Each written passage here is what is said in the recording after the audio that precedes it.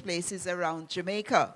But in addition to that, we're about learning because we believe there's nothing wrong with your brain, not because you're not working, your brain works just fine. So we organize webinars, online seminars, training of various sorts because we want you to remain active, engaged, up to date on all that is happening. Where we haven't organized the event, we promote it. So for instance, we sent this event today was promoted to our members through our mailing list. So all of our people know about it. Some of them are online, some are here. Good to see you. And so we welcome anybody who wants to join CCRP. It's very simple to join. You are part of a virtual network. We don't meet anywhere. We don't have a physical meeting house, but we meet online via email. That's what CCRP is about. Thank you, Ms. P. Interesting, isn't it? Who wants to go on excursion? Ms. P, come in the next time, please. I'd love to be a part of that. And now the National Council for Senior Citizens.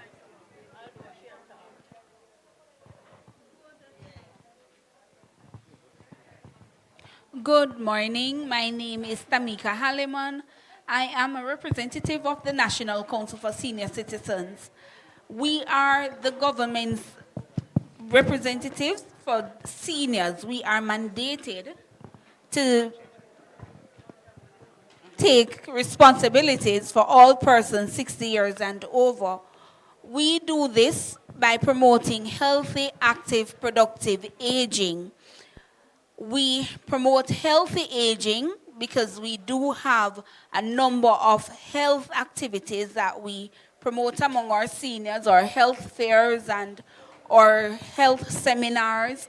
We have our cheerleading competition and domino competitions that take place also, which keeps you healthy as you exercise and get involved in moving around and not just staying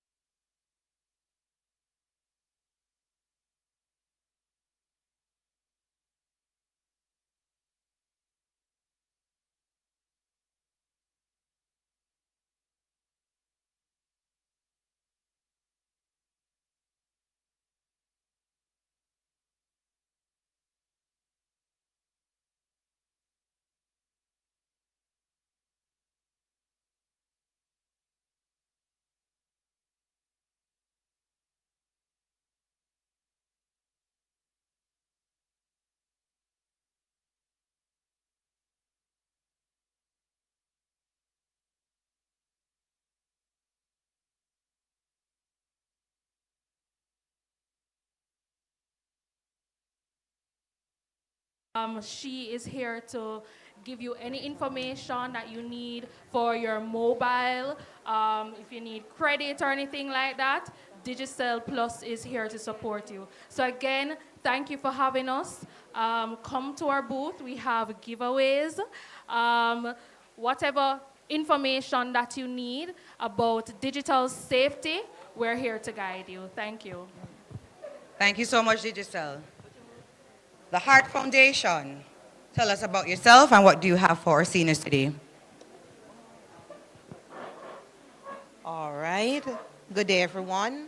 My name is Ms. Lassie Bader, the Client Service Supervisor at the Heart Foundation of Jamaica. All right. Today we're here to promote our membership services that we do have at the Heart Foundation, our screening services, and we also do CPR training free of cost for members.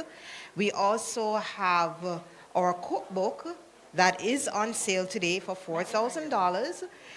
It shows you the different areas of techniques and how you can measure your ingredients that you have in relation to having a heart-healthy dinner, lunch, appetizer, you name it.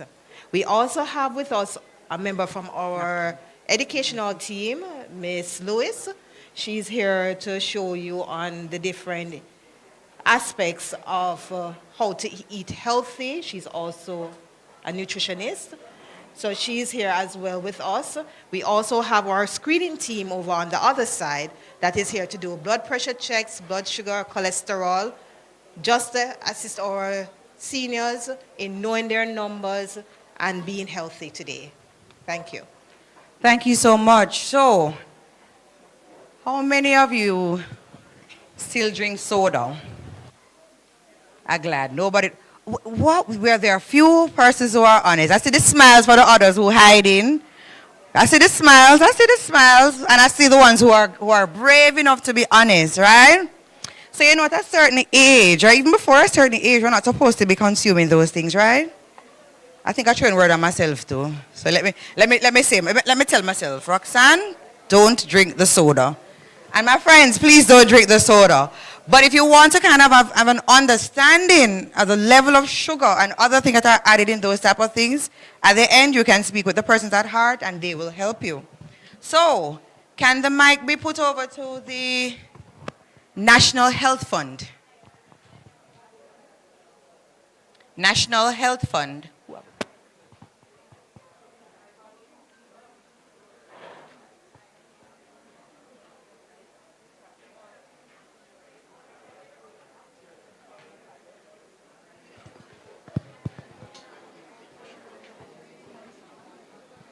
So the National Health Fund is also one of our partners today, and they're going to tell you what it is that you can gain or benefit from. We're ready to start? All right, let's stick a pin. Who remember that? Stick a pin.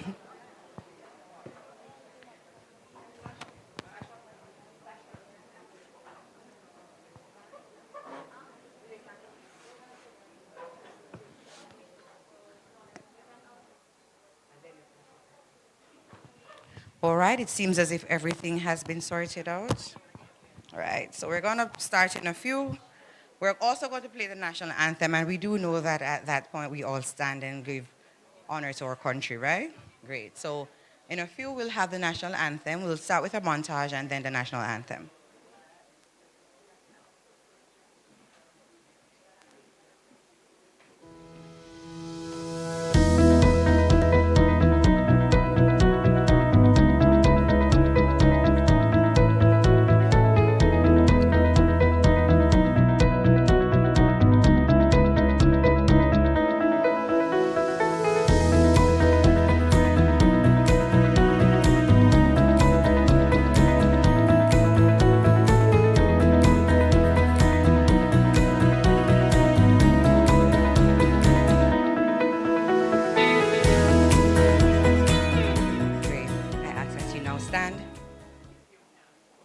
If you can, if you're able to.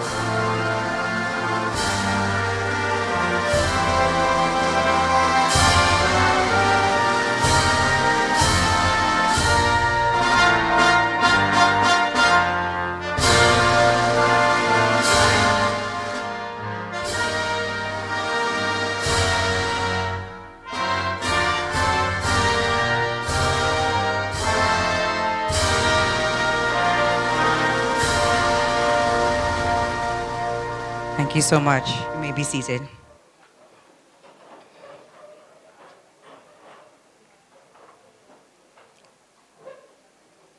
Good morning and a warm welcome to the second annual Artificial Intelligence for Information Accessibility Conference, Jamaica Satellite event. Under the theme From Airwaves to Algorithms, Bridging Generational Gaps, Empowering Senior Citizens in the Digital Age. I am your moderator for today and the Broadcasting Commission's Communications and Public Education Officer. Thank you for coming. We're delighted to welcome our distinguished guest speakers, Professor Elder Meyer Shearer of the Mona Aging and Wellness Center, and Ms. Deborah Berlin, who will join us online, of the Project to Get Older Adults Online, that's Project Goal. We also acknowledge Josh Hanchard, our interpreter, and our partners, the Broadcasting Commission of Jamaica, UNESCO Information for All Program, Working Group on Information Accessibility, the Jamaica Library Service, the National Council for Senior Citizens, the Caribbean Community of Retired Persons, UM Mona Aging and Wellness Center, the Digital Foundation, the Digital Jamaica, the Public Broadcasting Corporation of Jamaica, and the National Health Fund. Of course, to our extra special guests today, our seniors, we welcome you. We welcome you for taking the time out to be here today. We celebrate you as a national treasure, and that is why we would have set apart a time for you to be here today. This event is designed to empower you to navigate the digital space safely and confidently. Whether you're joining us in person or online, we are going to put together this session for you. We've put together this session for you to be interactive, enlightening, and an uplifting session. Just a bit of housekeeping matters.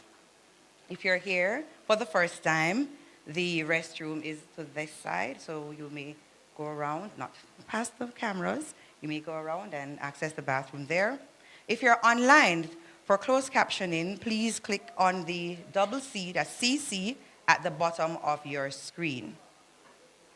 We will now have the welcoming remarks from Mr. Cordell Green. Mr. Green is the Vice Chairman of the UNESCO Information for All Programs.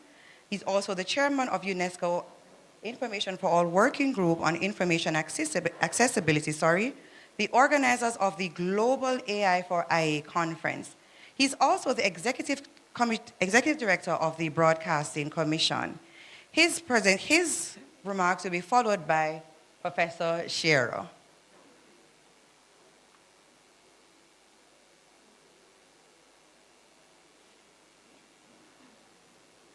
Welcome.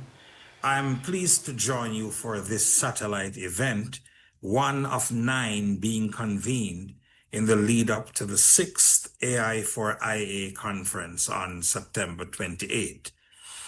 Gatherings like this help bring into focus a wide spectrum of perspectives: technical, ethical, cultural, legal, and social. They offer space for thoughtful exchange and creative expression, for surfacing local insights and deepening our shared understanding of artificial intelligence and its impact on our lives. I thank all participants, the local organizers, and partners for bringing this event to life. I also thank the AI for IA Planning Committee for their continued work. Your contributions are helping to build a richer, more connected conversation, one that will carry forward into the main conference. See you on the GatherTown platform on September 28th for the 6th AI for IA virtual conference. Mr. Green. Professor Denise Eldermeyer Shearer. Professor Shearer has been working in the field of aging since 1982. Her areas of interest include healthy aging and its determinant and community-based long-term care. She's also an advocate for the elderly. Commissioner.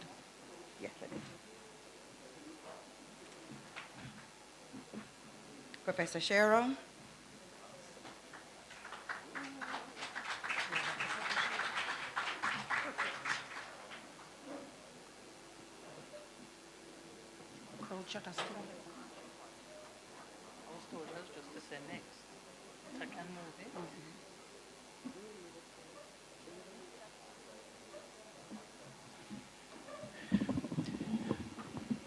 Thank you all very much for this invitation.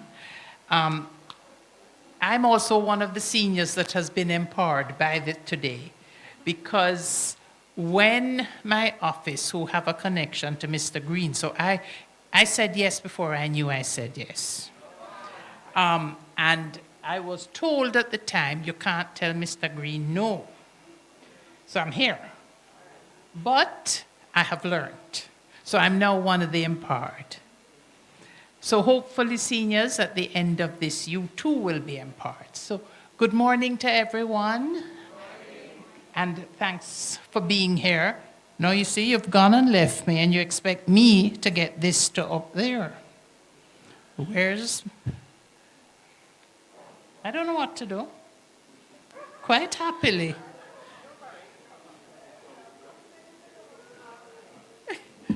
I thought you put it up there. They're gonna, you see?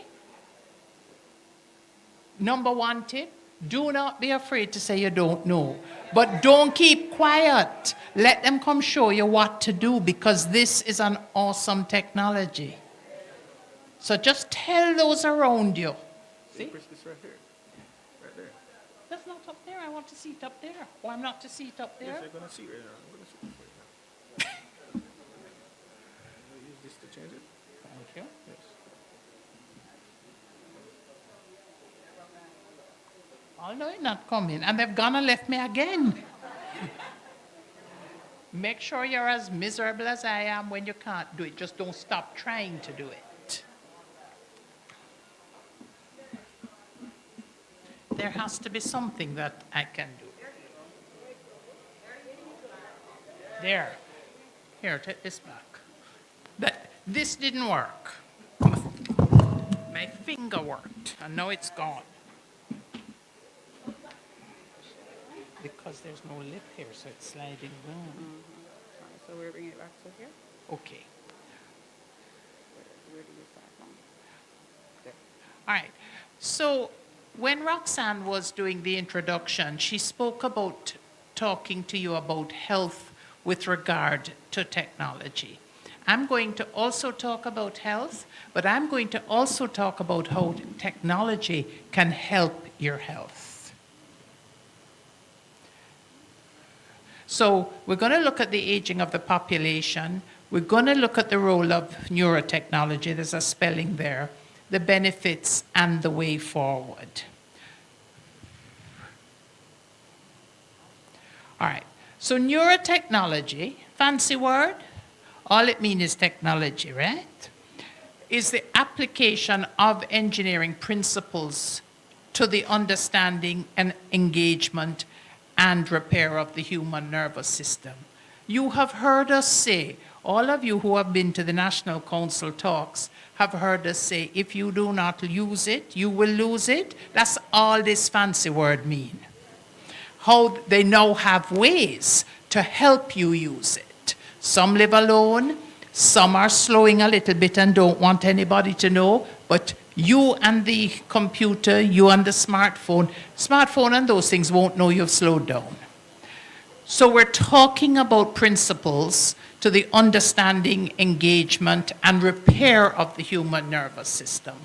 This is an important point because we now know that brain cells can repair. We know that. So if anything is happening, strokes, dementia, whatever, don't give up. We also know there's Parkinson's. We even have eyesight problems. Some of you have been to the eye doctor and you've been told you need laser. That's your technology, so it's helping. You'll change it, thanks. So we have many different types of technology can help to provide elderly assistance. One key thing about this, it can also give you independence. Because if those that are worrying about you, whether they live here or live in foreign, it is technology that they can put in your house, in your car, that can allow you your independence.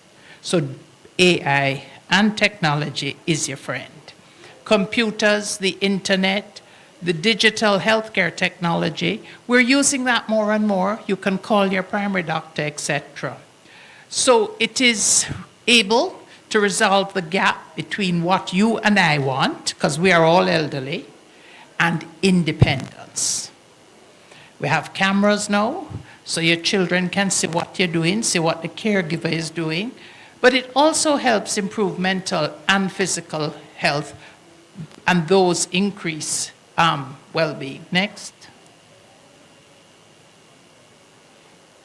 So understanding the factors that influence our intention to use technology is very important. Anybody who's trying to introduce it, whether it's family, whether it's the broadcasting conversation, need to understand what stops us from taking on new things. Because remember that we're old. And yes, we're old. So we don't want you young people know so we can't manage. So we're just going to say no to you. So you have to find a way to convince us you're going to show us so that you can use the adoption. Next. So why is this important? It's important because guess what? We want to stay in touch. We don't want others to tell us that we're useless and everybody else is doing this. After the Broadcasting Corporation made me go and prepare this, I got involved in a project, an international project. They are using AI. They took over my Zoom, and they now give me all kinds of summaries and everything. Now, if I had not prepared for this, I would have told them I was doing nothing with the project. But it then became easier. By 2030, 1 in 4 are going to be over 60. And population in aging, the increased numbers, we're at 375,000 now, on our way to 400,000 very quickly. It's going to have an impact on society and on healthcare. Individual aging, which is all of us in this room, and I'm seeing and meeting with people that I've worked with from the 1980s, can have an impact on individual persons and by extension their families. Next. Go back one for me. Okay. So why is it that older people are afraid of using technology? We'll use the phone, but that's about where we stop. Not using the phone either. See what I mean? But it's unfamiliarity. You don't want to try something that you haven't tried before because, one, you don't want to mess it up. And let me speak for myself. You see how all of that trying to get started and the thing sliding off, you don't want that to happen to you because you're afraid you break the computer, you're afraid you do all of this. So the unfamiliarity. We were being told about what used to be said before. Always said you can't teach an old dog new tricks. But you can teach an old person new tricks. You can teach an older person new things. It may take a little longer. And that's why the session that you're going to have that tells you what to be careful about is critical. Because if you go and try something and you get hacked right away or you get scammed right away, you never touch it again, So also older people have physical and cognitive limitations. Some of these faces of these phones are not for older people because you can't see one thing on them. And then they come up with a whole lot of, you have to touch this and touch that. When you have arthritic fingers, it's hard to do.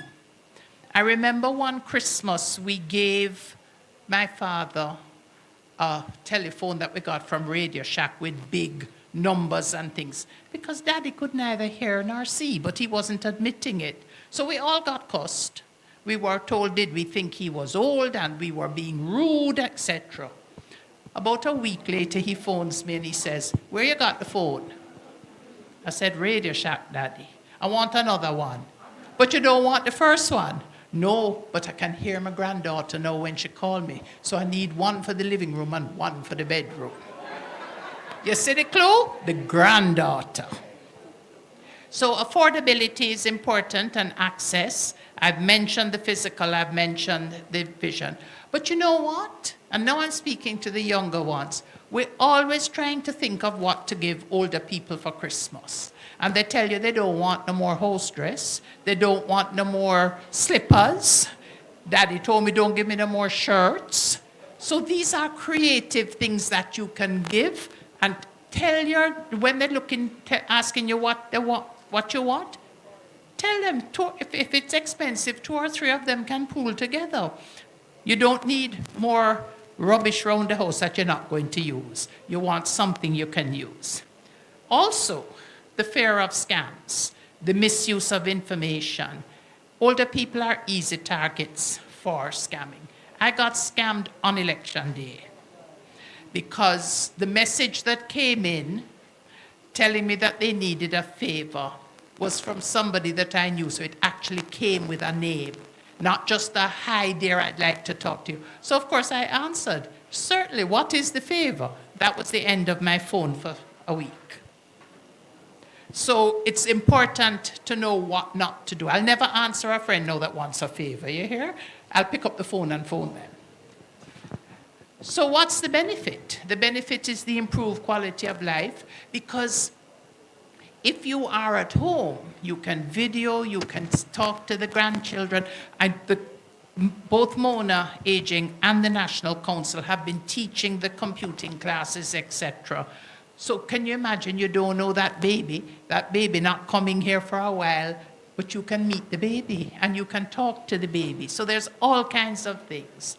It can simplify and streamline. It can keep notes for you.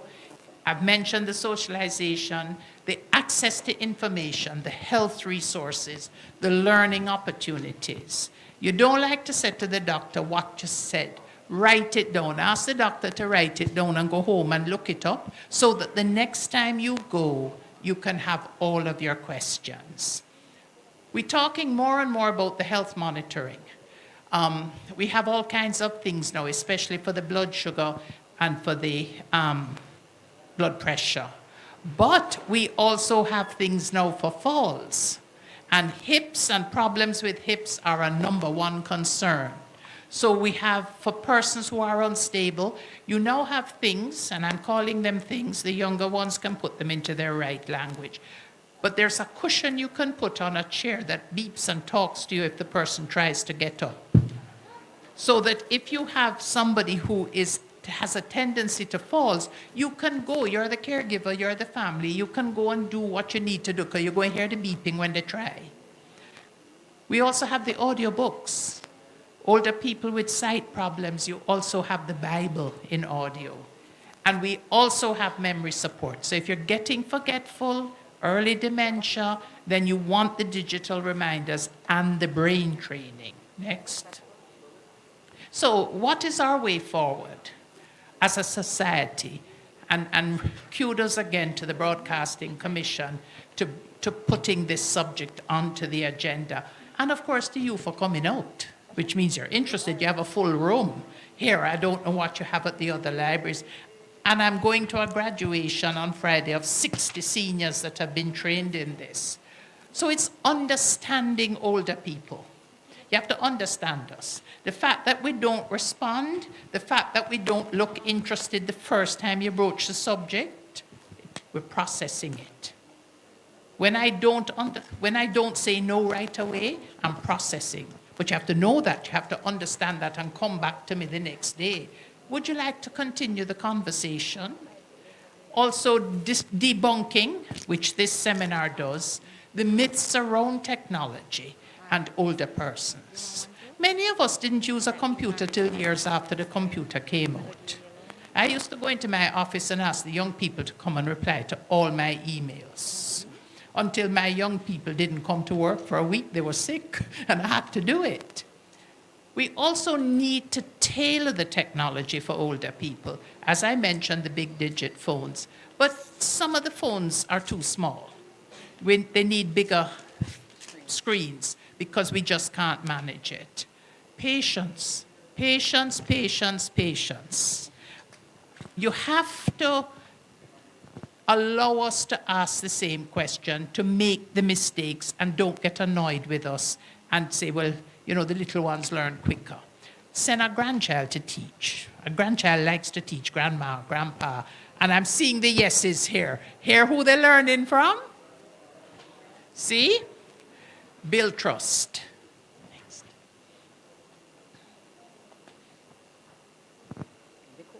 Next. Okay. So what are we doing? The long distance connections are bridging the gap. The video calls, video visits, the social media and online communities are critical. Now, as you're getting older, families then worry. You know, you don't answer the phone. I didn't answer a WhatsApp message last night, and the world and his wife was phoned this morning because I hadn't answered, because I was sleeping and didn't see it. So these are things that you can set up in communities. Church groups do this a lot, so that you are feeling safe. Again, it's technology, the AI that gives you this. Online gaming. Many seniors play online games. I do online puzzles. And the virtual support groups. Next. And what? I did say I was going to talk about the health benefits, and I'm not watching time because there's no clock up here. The health benefits of technology. In addition to the connections, the number one issue older people have complained about, going as far back as 1989 when we did our first national survey, was loneliness. It was not finance and it was not health. It was about being lonely. And this is where technology can play a critical role, because your children, when they come home at night, or your grandchildren, they're tired, they've worked all day, but you're alone, you're lonely, you want to talk, and they get annoyed with you. And that's why these communities that you can talk to each other are important. I can't stress enough the mental stimulation, that you're using the neurotechnologies, the various technologies to stimulate your brain, even the learning of how to use the instruments. Telehealth has revolutionized healthcare. You can go on Google, you can talk to Siri, various things. You have in AI technology now that beeps when your medication is due. The prescriptions, next. And neurotechnology offers promising avenues for enhancing the life of people, because you have stimulations, you have brain-computer interfaces for improved motor and cognitive function, virtual reality for cognitive training, assistive technologies like smart homes. You know, we all use the King alarm on those. I have families that are monitoring their relative with the cameras that are in Canada and America, and it allows you greater independence. Yes, it's intrusive, but guess what? That child is going to call you every minute, or that child is going to insist on a caregiver. So a camera works. Next.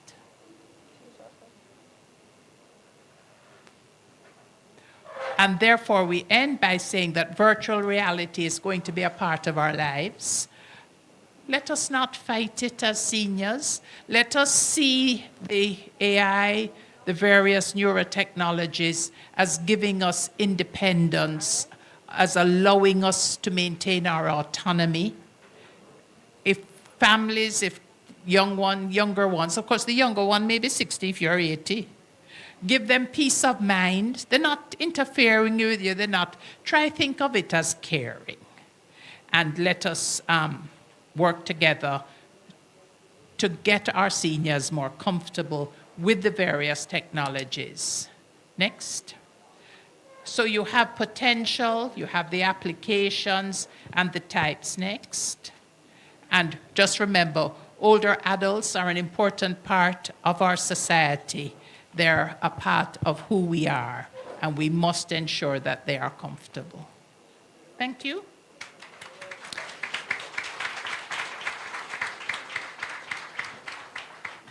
Thank you, Professor Eldemeyer Scherer. As Professor had said, let us use the technology to our benefit.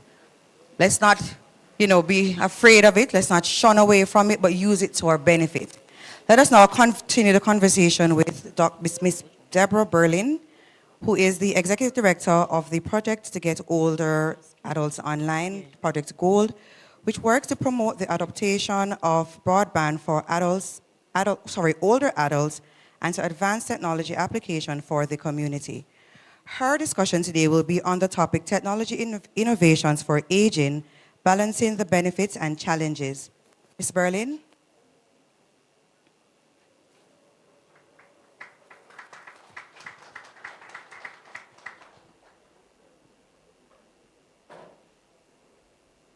Hi, can you see me? There I am. Hello. I will Yes, we're also seeing you have now. We are seeing you now. Thank you. Thank you. And good afternoon, good morning. I'm not sure exactly our time here. But I am so pleased to see you all, although I wish I could be there in person and be with you all. And I do have a slide presentation. I was wondering if we could put the first slide up.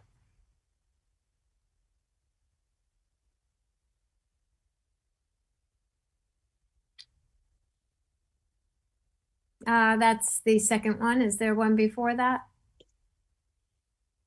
There we go. Thank you so much. Well, a couple things. First of all, it is a great pleasure, as I said, to be here with you today.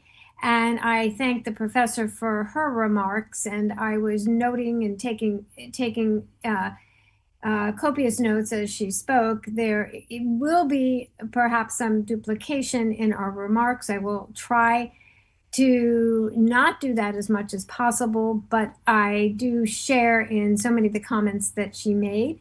And I will look forward to your questions, because there we may be able to target some of the important issues that she raised and that I will emphasize, and some others that I will bring out for discussion as well. First of all, I like to start my discussion with a look at what is going on with aging. And the professor had some good statistics for Jamaica. I like to look at aging and the international perspective of what's going on with the world in terms of aging. And I'm from the United States, so we have some stats from the US as well, but I will just focus on the world for now to start, and then maybe some US statistics as well.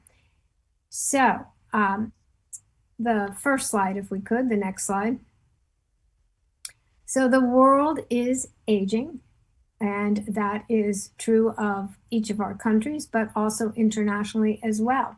So according to the World Health Organization, between 2015 and 2050, the proportion of the world's population in those years of 60 years and older will nearly double, from 12% to 22%.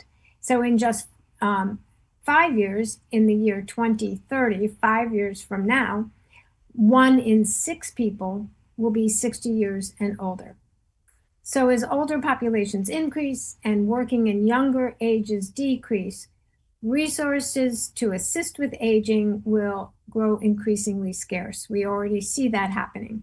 And so this is creating a huge gap in terms of services. And here's where technology can step in to help. And the professor mentioned so many of the ways that we can do that. Next slide, please.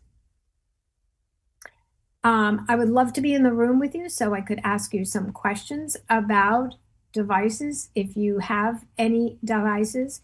One basic one that, and it's not so basic around the world, but one device that individuals tend to start with is a smartphone.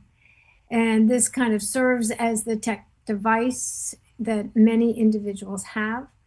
In the United States, 76% of those 65 and older own a smartphone. And globally, those numbers vary. Adoption of these smartphones tend to depend on a region's economy. And other devices adoption continues to grow both in our country and around the world. And I don't know how many folks have a smartphone or another type of phone in your home or another type of smart device. Now, next slide, please. The professor talked about some of these issues already, but AI-enabled devices offer significant benefits to ease aging. We talk about how we reduce isolation and loneliness. We're able to connect to family, friends, community, get information about weather and updates and community information. And particularly at this time of year, for all of us, getting real-time weather information is life-saving. The technology can help improve health and wellness. And then AI-enabled devices that we can wear, and I'll show you some of those in a moment, are also very important for aging. AI technology devices include telehealth and remote health, and we also have a way of utilizing devices to help us shop for food and supplies from the convenience of our home, very important for aging as well. So I'm going to, as we have talked about already, boosting cognitive skills and entertainment, and are also important other ways of benefiting older adults and easing aging. Let's go to the next slide. So now let's talk about those smart home tech devices that could be around one's home that can ease aging. Some of these might be in an individual's home. I wish I was there so I could ask you if any of you have a voice assistant in your home. This is something that is a possibility to have in your home today.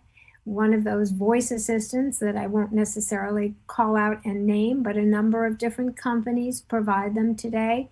And they're easy to set up and use, and then by using that, just calling them out with your voice, you can ask for information, ask questions about the weather or daily news. You can even make phone calls from these devices. You can play music and entertainment, and they help reduce isolation as well.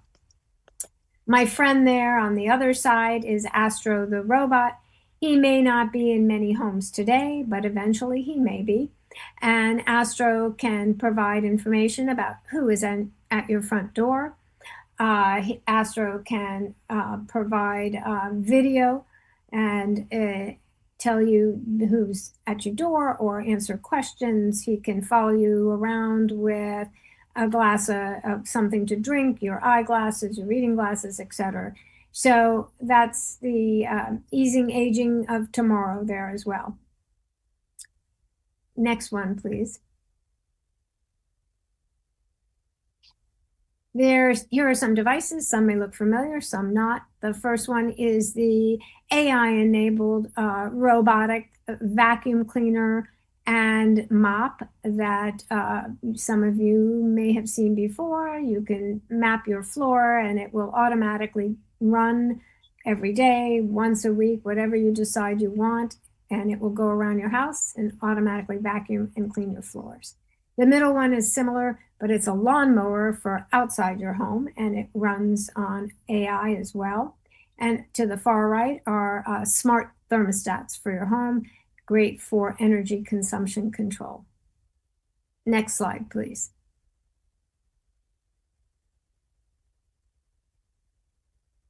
So here are two wearable devices that are helping to innovate for accessibility safety, and health.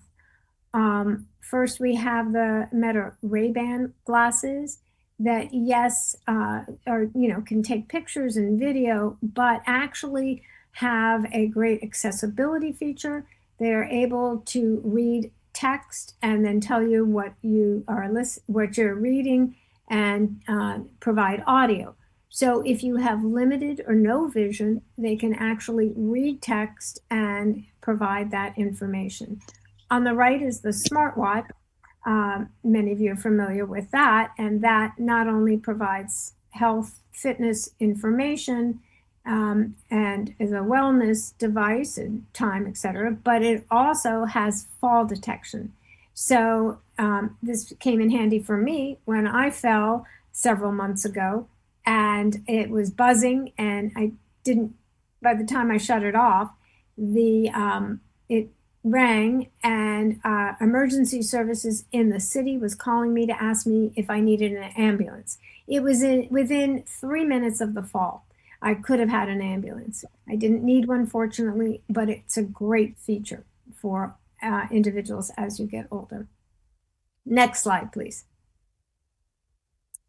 So, as I mentioned, there are AI-enabled devices, and now we have Gen AI, generative artificial intelligence as well, which offers a more intuitive technology, bringing additional benefits for aging. The technology provides enhanced remote medical services and added personalization and advanced technologies with benefits we're just starting to realize today.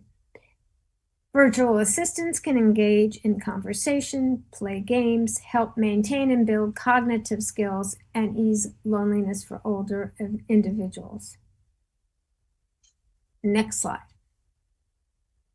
So we've been talking a bit about the benefits of AI and Gen AI, but there are key challenges, and there are also solutions that we need to look at to address these challenges. The professor talked about some of these already, so I don't want to repeat them, but ensuring accessibility is our first one, to make sure these tech devices and tools are easily accessible from adoption to use. They need to be intuitive and adaptable with built-in accessibility features that meet the needs of the aging community. And then the barriers that we continue to confront vary from region to region, but they include cost, access, and the lack of digital literacy, which I know many of you are doing training and learning how to address that as well. Leading to the next point of building trust, and that is critically important. This professor also mentioned that a key point in building trust is that if we don't have trust in our devices and the content that is on those devices, that the risk there is not only that we may run into issues, but that we will stop using technology entirely. And then recognizing and confronting the risks about concerns about data security, privacy, and potential misuse of personal information that can lead to scams and fraud. And especially with these emerging technologies like AI and Gen AI.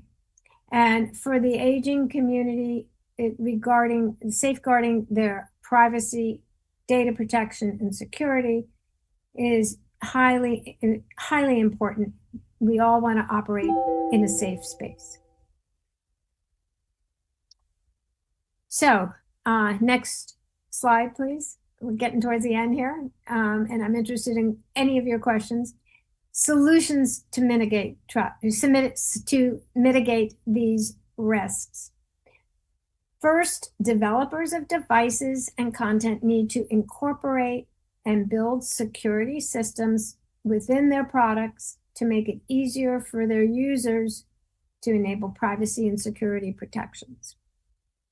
Next, there should be strong international effort to bring together industry, government, law enforcement, and advocacy organizations to enhance security measures to protect consumers and create the necessary steps to disrupt scammers. And next, we need to continue consumer education and awareness programs. These are important and necessary component of any effort to combat the challenges. Finally, while AI and Gen AI contribute to the risks older adults confront, AI also offers an important solution to address these risks. There are creative solutions that have been being deployed that use AI to help stop bad actors from employing their schemes. Now, last slide, please. So finally, AI and Gen AI are enabling a world of innovative devices that provide great benefits to the aging community and create an opportunity to age well today and in the years to come. So I look forward to your questions, and I must just leave with one final point. We're not old. We're just part of a community of everyone who is getting older. So with that thought in mind, I look forward to all your questions.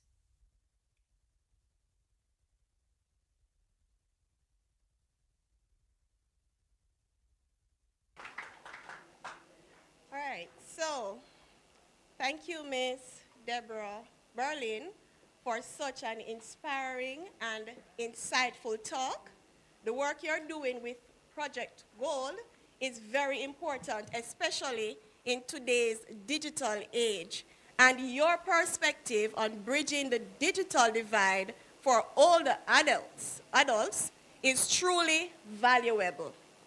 You have given us a lot to think about today, from demonstrating how technologies like AI devices, smartphones, and wearables can support older adults, to reminding us that safety, accessibility, and trust must always remain at the forefront of innovation.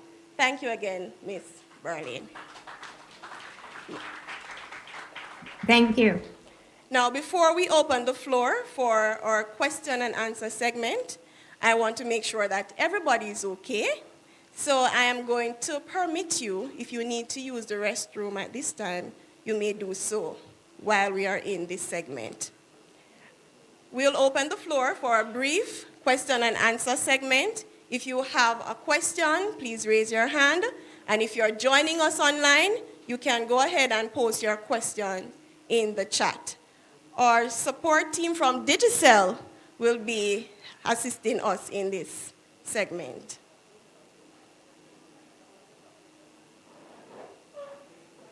You can raise your hand.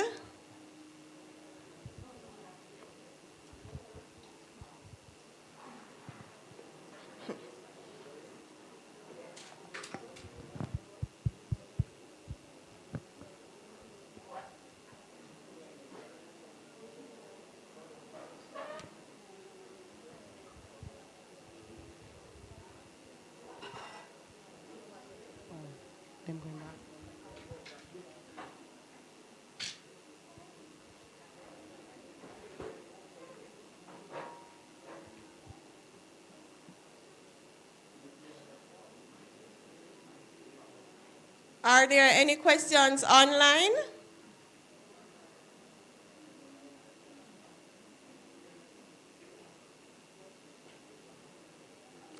Oui.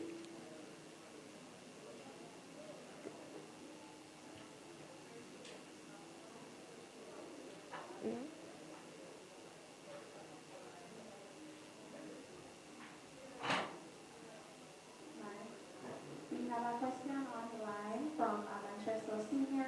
They are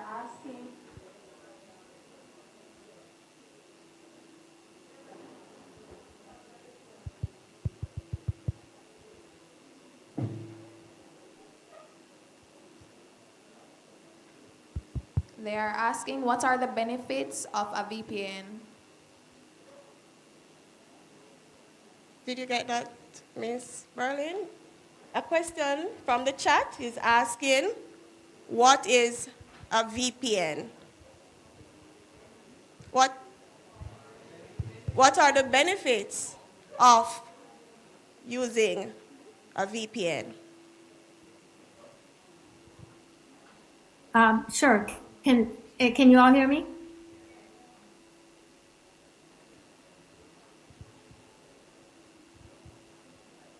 Yes. Are you able to hear me? Yes. Okay.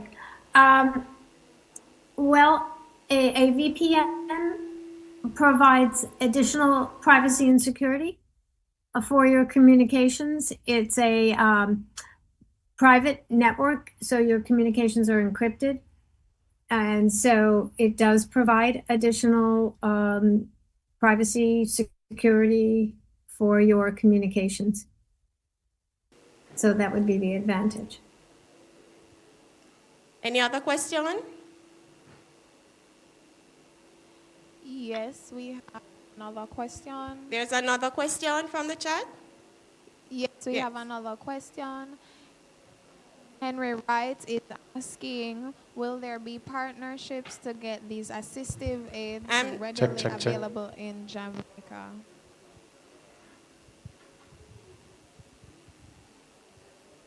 To repeat, Kadeen Henry Wright is asking, will there be partnerships to get these assistive aids readily available in Jamaica?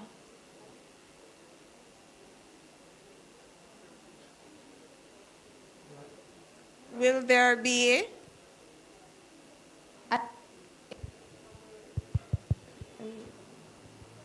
Check. Could you repeat the question, please? Check. It's readily available in Jamaica.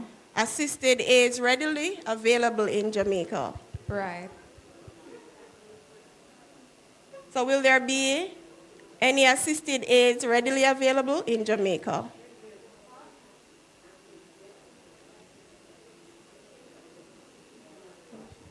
Ms. Berlin?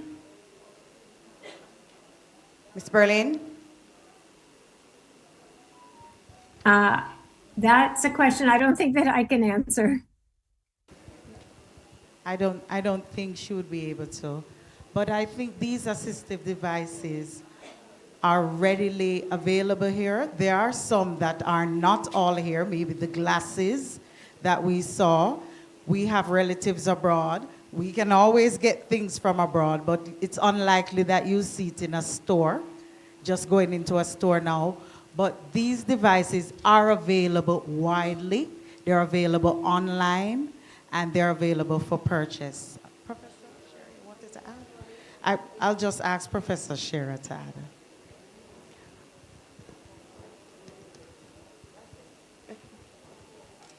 Some of them are available. You have things like the monitors. The monitors are available. Some of the monitors are available actually through NHF. Independent Living has some of them and will bring in for you what they don't have. But I think her question more had to do with financial support to buy them. That's what I heard. Are there partnerships? The word. So we don't know of any. We've been talking about it. You certainly do have, like King Alarm has the one for the falls and those sort of things. We have some of them, but there are, but Independent Living is where you can get the ones that are available, and they will bring them in. Okay, thank you, Professor Cheryl. All right, so we'll go ahead to, there's another question. We'll take your questions. You can ask, post it in the chat, or you could ask one of our safety. No, I'm not sure who will volunteer to address this one. Now, if something is too good to be true, then maybe it isn't. No, for the time being, the AI, there are some things that when you see, you just know that it is so. But my question is there a foolproof method to identify AI when it is not in your favor? I didn't hear. Ms. Berlin? So Ms. Berlin, her question was if there's any foolproof method for identifying AI when it is not in your favor. Is there any way that you can fool without doubt, be able to identify AI? So if we're thinking of it in terms of scams and fraud, that is a big topic to talk about, and I'd love to talk about that because I am working on that issue. And AI and Gen AI are making it more and more difficult for all of us to know what's real and what's not real. And so we need to, there are some tips that you can look at to consider how someone, a bad actor, let's say, might be trying to scam you in a communication that you receive. But the first thing you want to do is step back when you receive a communication that is unsolicited. So it's from someone that you did not start to talk to or you did not send a communication to, and you receive something and it's something that you're wondering, is this real or not? And so that's the first tip, is that it's unsolicited. It wasn't something that you did yourself. And if it's from a company, even if it's a company that you normally do business with, they're getting more and more creative. And I receive these on a regular basis, and I'm sure many of you do as well, from companies that you buy things from online, from your bank, from friends, as the professor mentioned. These are coming at record speed to all of us. And so you have to have what I call a healthy skepticism in looking at them. First of all, don't click on anything until you've checked it out directly with the individual or the company that has sent it to you. And that's even if it's from a trusted individual or a trusted company, don't click on anything. So even if it's from a friend that says, hey, I've got some pictures for you to look at, don't click on them. If one of the scenarios that has caught a number of my friends is one of the companies that they've worked with, or even social media sites, saying, we see that someone is trying to get into your site. If this is not you, let us know. And then they provide a link to let them know that, oh, you weren't trying to get into the site. And it gets you worried because you're afraid that they've been trying to get into your site. And then you click on it, and that sets off a whole problem. So that's, those are some of the examples of what's going on today. And I would love to have more time to get into how Gen AI is being used to replicate into loved ones' voices and do unfortunate scams that way as well. But there's a whole world out there, and I know it's scary, but there are, taking a second look at everything, a third and a fourth, before you ever act on anything that you receive, is really important these days. Sorry for that long answer. Thank you. Okay, thank you. Thank you, Ms. Berlin. This is the end of our question and answer segment. You can still give us your questions. You can write it, and we will definitely get a response for you. I am Tashion Robinson, and I'm now going to invite Roxanne Anderson Linton, who will take us through the workshop. Okay, great.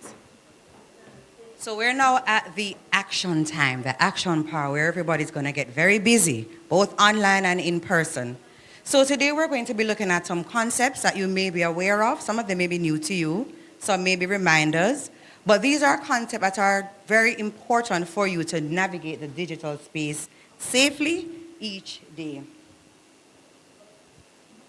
Let's start the workshop with this next video, which reminds us to slow down, analyze, and verify information before sharing it.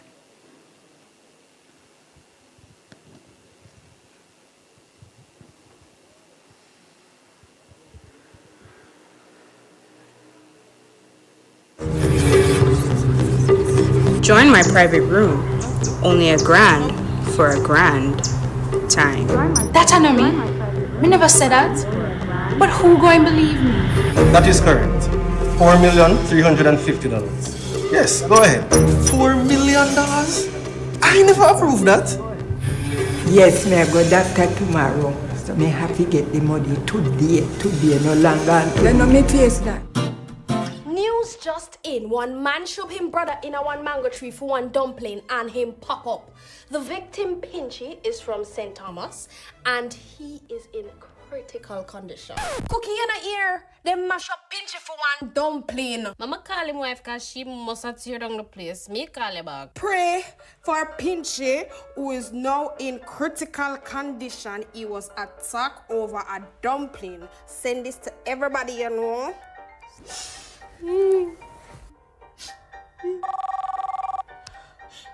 Yeah, girl, me there pray for Pinchy. Stop praying for Pinchy. Pinchy not need a prayer. Pinchy wife says she just done cook some brown stew fish for him and the only thing wrong with him, a bone stuck in him throat and him wash it down with little lemonade. Him even eat dumpling today. Think before you broadcast. A reminder from the Broadcasting Commission. Make it a new day, yeah. Analyze it, verify the information before sharing it. And we're going to expand on that a little today, all right? But before we do so, we're going to pick up on some of the points that were pointed out in Professor's presentation and also in Ms. Berlin's presentation. They mentioned some of the tools and technology that we would have used to get us by each day. So show of hands, any of you who may have used during the course of the week, let's say a glucometer patch. Anybody know what that is? All right, so I know many of you may have concerns with your glucose readings. I know some have control over it, some don't. So if you want to know your readings each day or every day or during the course of the day without pricking yourself, there's a patch that you would use, right? It's placed on your arm by your healthcare provider, and it monitors your blood glucose level. So that is one way that technology is helping you. Anyone else would have used any form of technology this week? Yeah, this week? Cell phone, anything else? Your laptop, okay. Your cell phone. So that is one of the technology used every day by most elderly, their cell phone. They talk to their kids, they get their daily news, their entertainment through their cell phone. There are other technologies that we use that we didn't realize that it's actual technology that is playing right here. Things like online banking, using the ATM, that's technology in motion. A rechargeable hearing aid. There are some hearing aids that automatically adjust to the sound based on where you are. So you don't have to be adjusting it. You're not hearing right, so it realizes that you're not on it, that's technology in play. For those who may unfortunately find themselves in the hospital, the beds have monitors. So rather than the nurse coming to you at all times, waking you up and checking on you, there are things that are placed on your body that will help them to stay at the nursing station and monitor your health right there.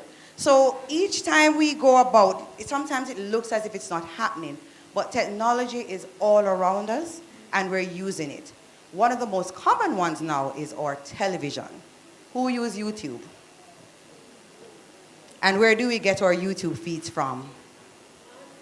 On the TV for some, and some used on the phones, right? Right. So the technology in that is AI, the algorithm. So, you're watching your cooking shows.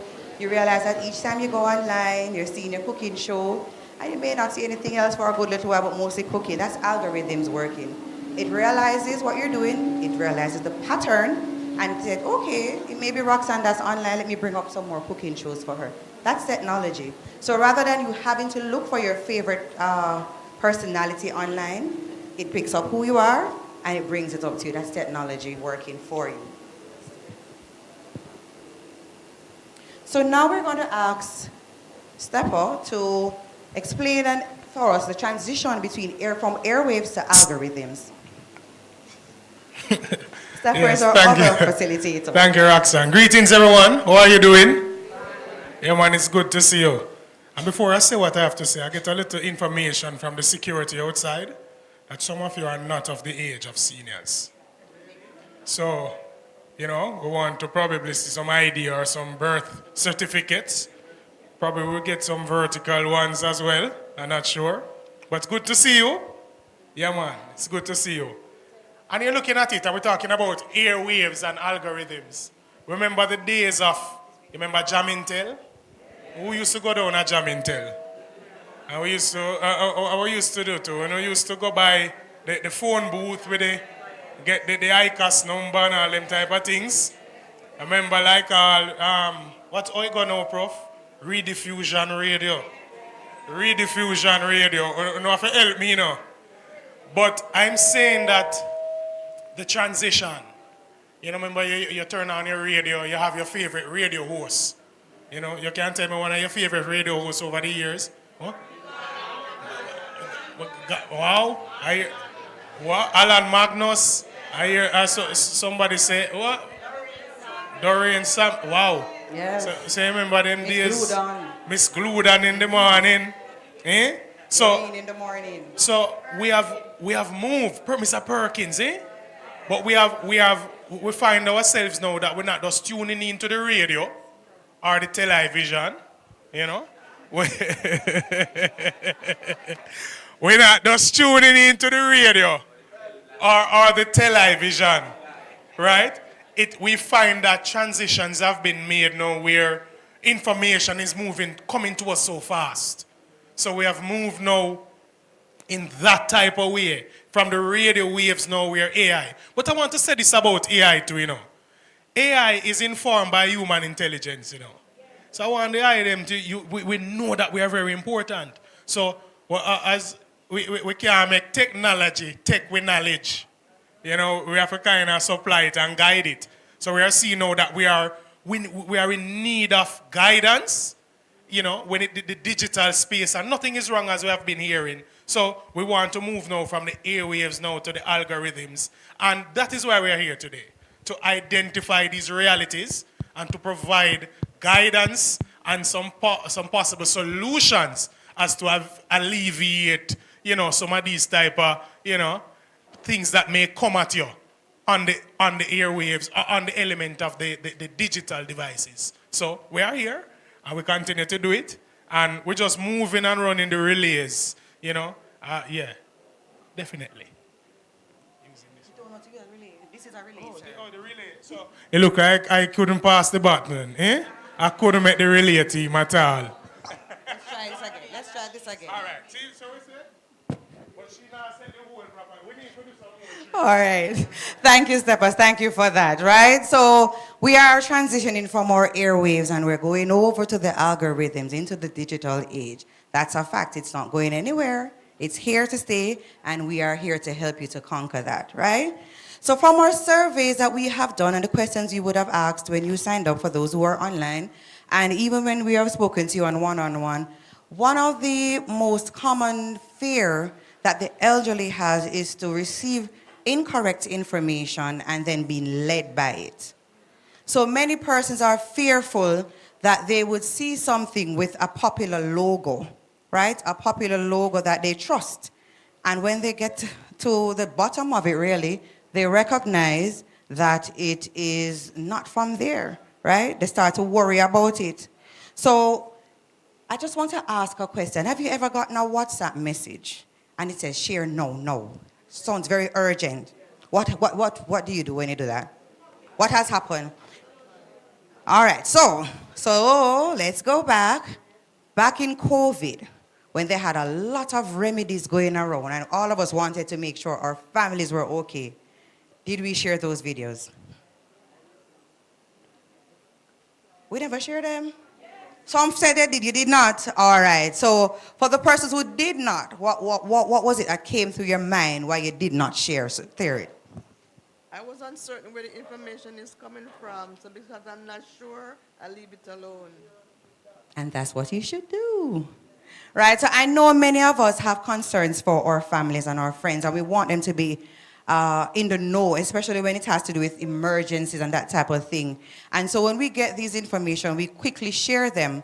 But like the video before, we have to stop, take a break, verify the information before sharing it. And this is where we have terminologies such as misinformation and disinformation. Anyone ever heard those terms before? Yes? All right, so if I ask somebody who said yes, you think you can tell me what they are? Misinformation and disinformation. Do you think you can tell me the difference? Okay, 1 second. I see Mr. Sir here. Let me give him an opportunity. To me, misinformation is not reality. It's something false. Information is reality. Okay. So we have one response here. Let's see what we have. What's your name, please? Okay. Oh, my name? Alcedia Lazarus. Misinformation is that the information is not correct and it's not correctly passed on. Disinformation is totally not communicated correctly, and you should not pass it on. Great efforts by our team here, because we're all on a team now, right? We're all on one team right now. So misinformation, the difference between both of them, and we're going to explain them in fulsome, is the intention. So, Prof, we are both now in a race. So the Jamaica Library Service has decided that they're going to have a seniors club. Now, I'm a recent senior, right? Thank you, sir. Thank you, sir. He said welcome. So I'm a recent senior, right? But you're a veteran senior. You've been a senior for a little bit. And you know many people. I don't. So we're in a competition, and I want to be ahead. We're trying to be the presidents of the club, of the seniors club. I know that you're known and everybody's going to vote for you, but guess what? I want to win. So what do?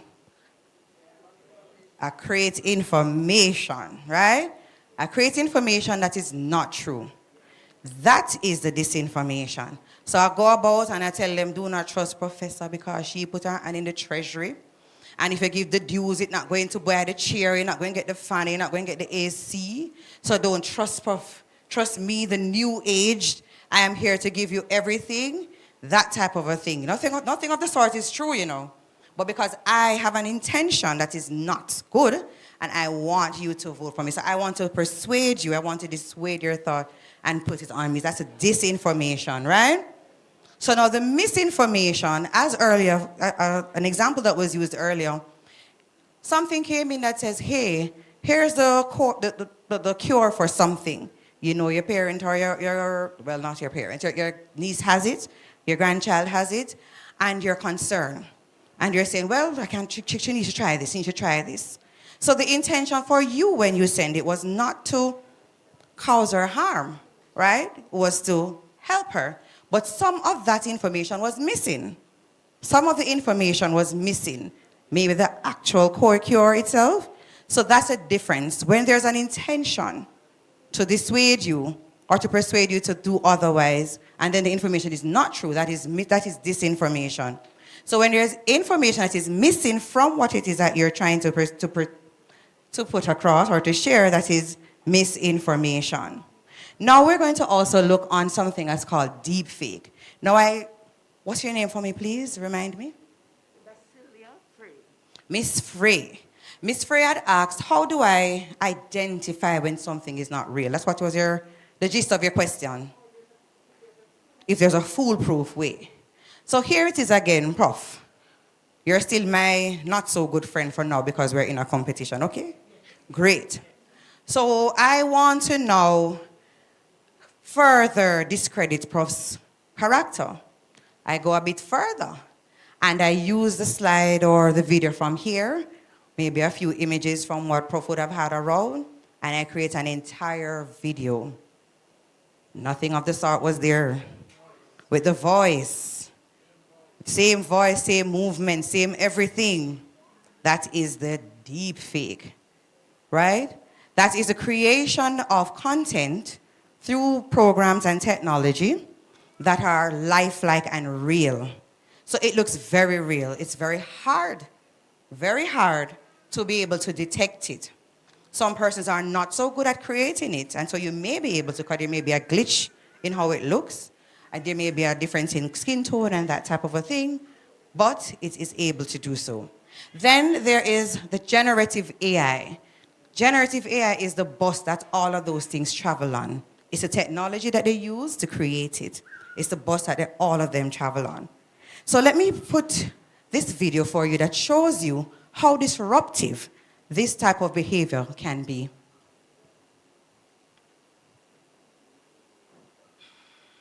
Only a grand for a grand time. That I know me. Me never said that. But who going believe me? That is correct. $4,350,000. Yes, go ahead. $4 million? I never approved that. Yes, me I go doctor tomorrow. So me have to get the money today, no longer. Then no me face that. Me never make no record or beg nobody no money. Deepfakes are AI-generated images and videos made to look and sound like people we know and trust. They're used to spread misinformation, destroy reputations, and are used to commit fraud and scams. Don't fall victim to deepfakes. Protect yourself. For more information, visit broadcastingcommission.org or scan the QR code on screen. All right, so you see how deepfakes are created. Great, so at a certain age in our life and a certain stage of our life, some of us become empty nesters. Is that so? There's a house full of children years ago, and now we're doing it on our own and we're by ourselves. Or all by yourselves, or sometimes with very little folks around, and the folks who are there, they're busy on their phones, right? So many times we start looking for friendship and relations online, because that's where we are now. We're not really going out sometimes. So we go online and we're using the Facebook and the other platforms, and we form friendships.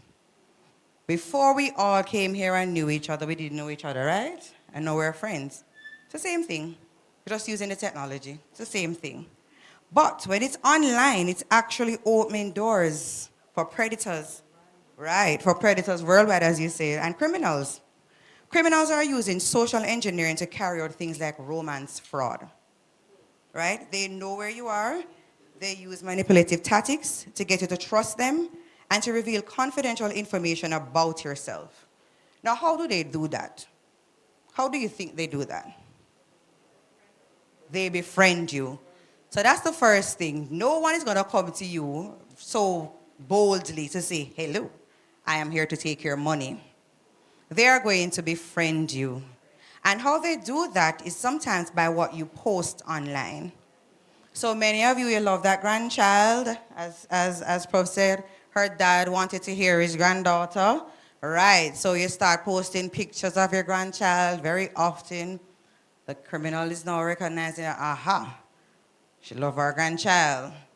We talk about the things we like quite a bit, and we'll put it up. We're here and we're there. We're at this club meeting. We're doing this and that. And so they gather that information on you. They become your friend, and they use that information against you, right? So they form romantic relationships with you online sometimes. They exploit those emotions that you would have expressed to them.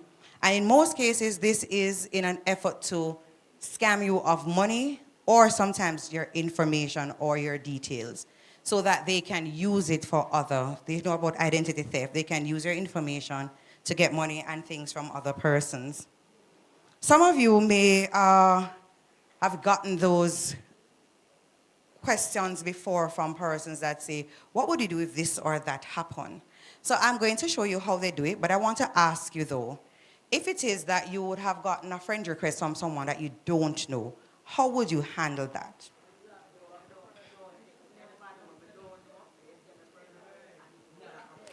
All right, so I'm hearing that they don't accept friend requests from persons you don't know. Anything else? But what if you want, but remember, you know, a friend was a stranger before. A stranger was a friend before, no so? So how else? You block them. That's, well, who say you never know what to do? You probably don't need this meeting, you know. Who said they didn't know what to do?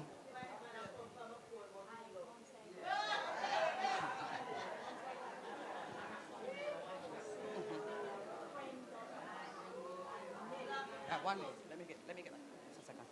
Yes. Great. All right. So I want to show you what are the red flags you can look out for. One of that, and the main one, is the quick fall in love or the quick friend.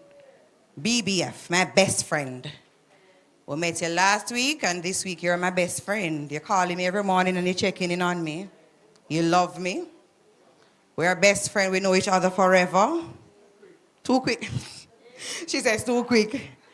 Whenever you're having a video call, their inability or unwillingness to show their background. That's suspicious, right? Or if the background is the same all the time. So you're in your house, one place all the time talking to me? What does that mean with the rest of your house? Or in some cases, they like the video call, but they're having it one background all the time, right? There's also urgency. You've met them, you've now become their friend, but all of a sudden they have every problem. They are one clinic visit away from falling down. Pension never come this week. Something wrong up our NIS office, and there's an error, and so they're borrowing a smalls until next week. That's a red flag. But guess what? Something wrong with your book too, right? Something wrong with yours as well, right? Also, in many cases, they express the same desires, the same things that you like. So you like ackee, them like ackee too, right? You like breadfruit, them like breadfruit too. And if you're so inclined, you love the Lord, but them love the Lord more than you. That's all. That's all. Right? And all these things make you become trusting and saying, oh my, a person of my own heart. You know, this is real. But here is how one situation had happened. There's how one situation had happened and showed you how it transitioned from this person being a friend into what we now know as romance scam.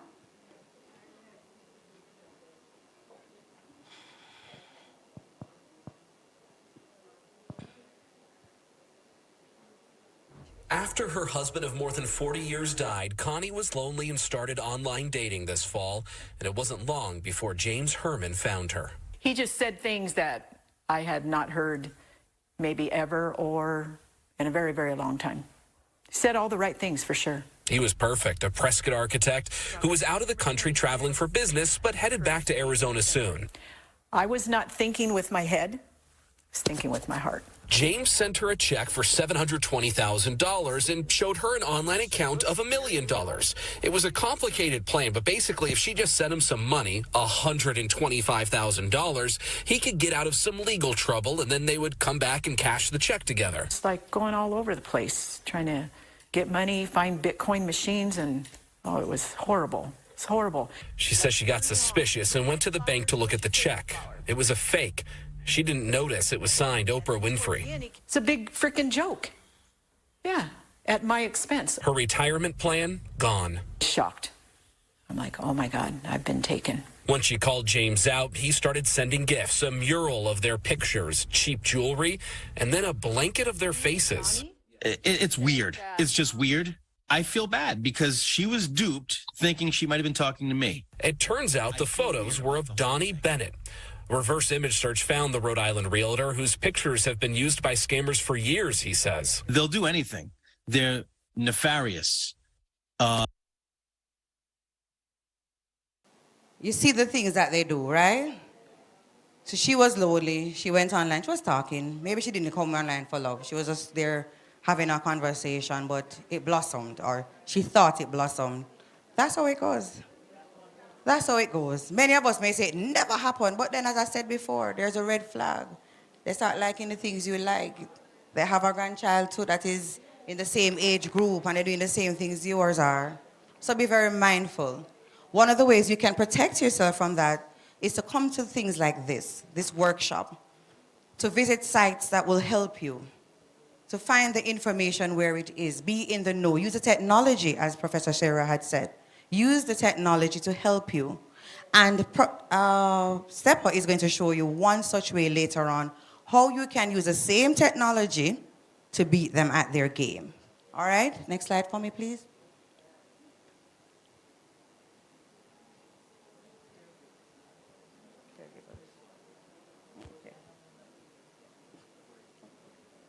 So I want to ask you what you do in this scenario. Your grandchild, whom you love so much, has been accepted on a full scholarship to the University of West Indies to study medicine.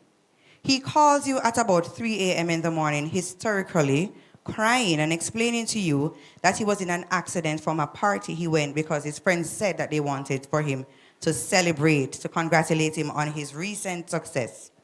He explains to you that he didn't want mom or dad to know, but that he's asking you to assist him. Please, mom, please, grandma, help me out here. I don't want them to know what has happened. I don't have a driver's license, but I have crashed. And the person is saying to me that they will turn a blind eye to the accident if I can give them $450,000. I don't have it, I'm a student. But grandma, is it possible for you to send them the money so that we can let this thing go away? Now, this is where I want the responses. I wanted to think about it, because I wanted to give me step by step the things you would do, right? So think about it and let me know. Let me start right here. Yes, morning. Good morning. Good morning. Oh, I don't hear the mic, Hello? Okay. Oh, I'm Pamela Allen Gaddishaw. Me now, him call me, right? That's so. Yeah. All right. You call me, grandma, please. An accident and whatever. Or him attack it come like it real. Like it real, Or because me I'm crying. Feel him out. Mm-hmm. Me have to feel him out and say, all right, how far are you? I want to come at the spot where he is. Where he is talking. I want to come and see before I give my money. Because that's scamming business him a going with, you know. You don't see it? A scamming business him a going with. Okay. Eh? Okay, so, so the first thing that you will do is to tell him that you're coming to look for him. Yes. All right, anyone else with another response? First thing I would do, I would call my grandchild. You would call them, Yes. right? And if they're in the hospital, I'll ask to let me speak to one of the doctors to confirm what is happening to my granddaughter or my Grandson, grandchild. okay. And if it is true, then I would get some real information. And if I can't speak to her or speak to a doctor in charge, or if there's any family member that knows about it, then I will get some information from them before I do anything. All right, so I'm hearing that she will go to the site to verify. I also hear that you'll make a call to verify.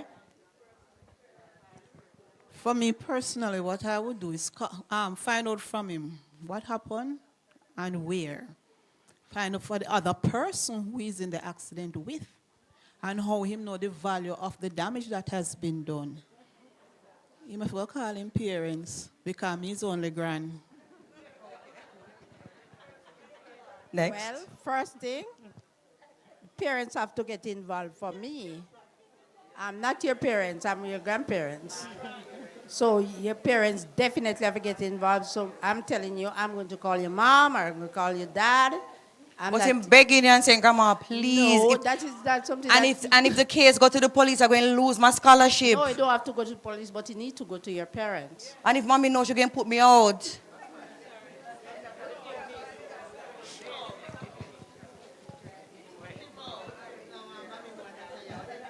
Yes. I personally am not comfortable with him not reporting the matter to the police. That's the first red flag for me. It must be reported, and we take it from there. So get the police involved. And we take it from All right, so there. I'll take the last response. In all these instances, you hang up and call back so that you verify that you're speaking to who the person say they are. Okay. So, I don't know if you really need this session because y'all have some great responses. Mr. Lewis, I take your response for the next question. So we did outline some things that we need to do. The first thing, we verify. And how we verify, we call them back. Call back the grandchild. There are hacks going on now where persons are using people's WhatsApp, and Tashian will speak to that later on. But you can verify. Call them and find out, are you really there? Secondly, as you said, make sure the matter is being reported. As you had said earlier as well, be on site. Don't be confused. Remember, we talk about the urgency? Those are red flags. It must be done no, no, no. I need for you to do it no, grandma. And if you don't do it for me, and if it don't happen, what and what will happen next? And my parents going to put me out and I may lose a scholarship. Hush. Let's work with it. Let's fix the matter tonight, and then we think about the scholarship tomorrow. So you verify the information by calling them back, by calling the parents. And if the phone is blocked, then we call the parents. For the parents. So the child phone is blocked, we're going to call the parents. Are you sure that Ryan is on the road? Did he say he was on the road? No, I'm in his room. So you don't get him, even though he said don't want the parents to be involved, he's still a child. He's still a child, so we get to the parents, okay? Right, so Professor said she won't be answering the phone at 3 in the morning. Okay.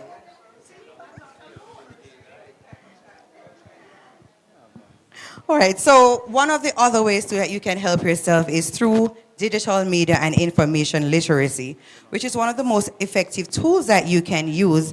And my colleague Tashian is going to take you through how you can use that to help you to defend against things like this. Okay, Tashian? thank you, Roxanne. Now, as you can see from those examples that we have just looked at, it shows you how easily people, especially senior citizens, can be targeted with misinformation, disinformation, and fake deeps, right? Now, it doesn't stop with phone calls, right? What are some of the ways that false information can reach you? Anybody? Word of mouth, your emails, WhatsApp, yes. Now, these are some of the ways, other ways that false information, the scammers are searching for you. And they'll show up in your text messages, they'll show up in your emails, they'll also show up on social media, right? Now, this is where digital media and information literacy comes in. Now, what is it basically? What is digital media and information literacy? Anybody? Learning the digital space, yes? I didn't hear that. Training using the digital device, right. Now, digital media and information literacy is really 3 simple things. 3 simple things. 1, being able to use your digital devices, whether it is your phone, your tablet, or your computer, to do the things that you want, that will make your life easier and more enjoyable, right? Now, once you're able, or once you're confident in using your devices, then we'll move to the next part, finding information online. Now, there are a lot of information online, yes? And finding information could be as simple as searching for a recipe, watching a tutorial on YouTube. It is as simple as that, right? But not every information that you find online, you can trust it.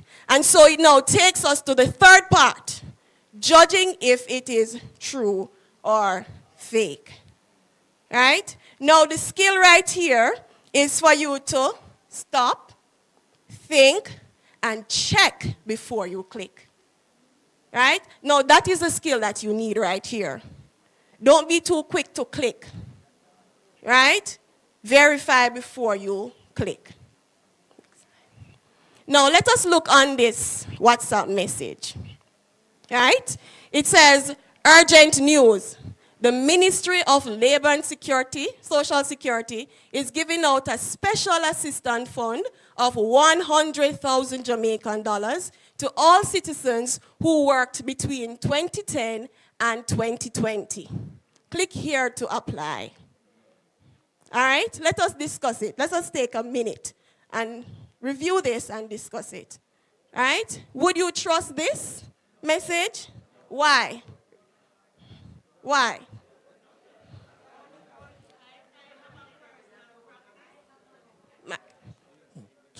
Can I borrow a mic, please, for the audience?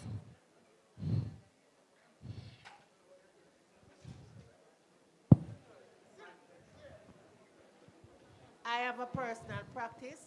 A message like that, if I don't hear it on another media, the radio, the TV, the newspaper, I totally ignore it. Because anything like that coming from the ministry, JS News would carry it. Thank you very much. Very good practice. Another participant from the? Yes, I would make sure I call the Ministry of Labor. Okay. Ask for the manager. The manager asks for and tell them what I saw. And is it real or is it fake? I love to do that and I love to block. Excellent. All right, we take one more from the audience. Here. Also, if the ministry is going to be putting something like this on, their logo would be big there. So that you don't, and everybody know what it looks like, so that there's no misinformation. Thank you. Thank you very much. One last question.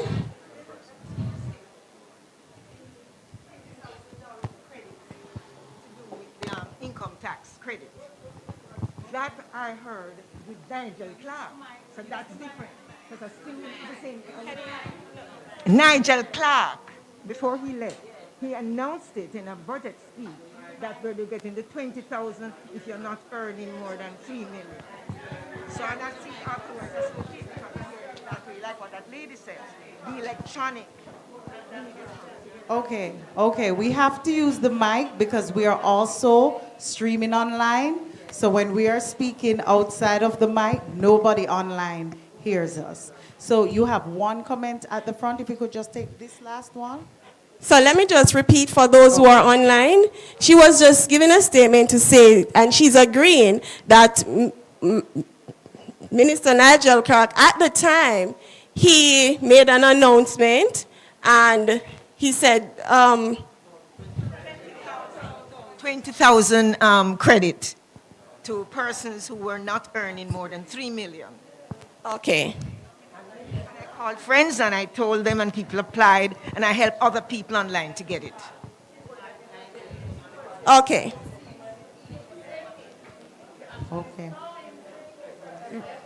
Okay.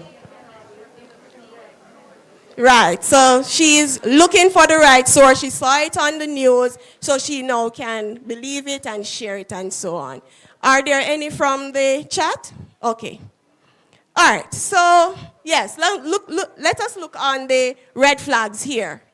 Now, scammers, the sense of urgency. If you notice here, it says urgent news. Now, scammers love to make you feel rushed, right? Notice how the message says urgent? That's a trick to get you to act before you stop and think, right?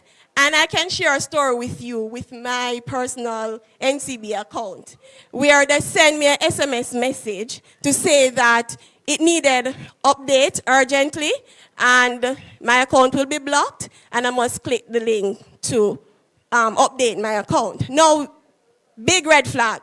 Now, at first, when I saw that my NCB account needed updating, I was frightened.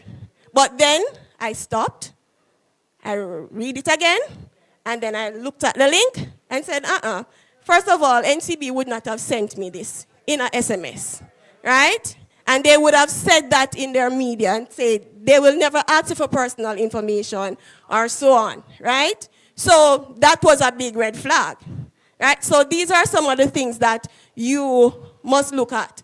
If it sounds too good to be true, then it probably is too good to be true, right? And then you'll also look on the the websites. Suspicious link, you should be aware of that. Be aware of the government websites and so on, and don't click. Think before you click. All right, next slide.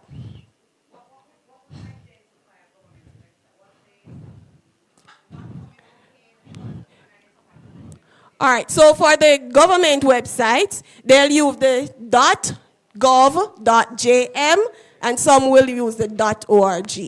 Right, so here they would have mixed the google.com, and what they'll do, add .com to let it seem as if it is legit, but it is not. All right, so you must be able to verify this on the official website before you believe and share this information. All right, thank you. Next slide, please. All right, now with all that scam that is going around, right, there are benefits to the technology. So I'm not telling you to be afraid of the technology. I'm telling you, I'm encouraging you to be curious and to embrace the technology, because at the end of it, you want it to make your life easier and you want to enjoy your life with this technology. And the truth is, AI is coming on board. AI is on board, right? You can't, right, it is here to stay. It's not something that will leave you. So you will have to become a part of it, learn how to safely use it, and enjoy it, all right? Now, here are some everyday tools that you use. For example, your WhatsApp. Now, WhatsApp is one of the most popular apps that you use to send messages, video call, especially when your family or your friends are living far away, right? Now, this is one of the most used tools these days, and you can use this. It's okay to use it, all right? The next one is Facebook. Now, you use Facebook to connect with your family. Think about it as a community space. Now, this is where you'll share updates about your lives, share updates about what is happening current. You go on Facebook to, stay up to date these days, right? The next one is YouTube. Now, YouTube is what we use for entertainment. We can go on YouTube and we watch video tutorials, watch movies, listen to music. So we can use these spaces for entertainment. Now, the next one is the banking online. Now, banking online is a very, very useful tool, right? You can pay your bills online. You can collect your pension in your bank account. You can check your bank account. You can transfer funds. Now, once you know how to safely use it, it is okay to use it. Okay, so here are some challenges. I know Dr. Shiro and Ms. Berlin would have mentioned some of these. And so, just to reiterate, technology can feel confusing.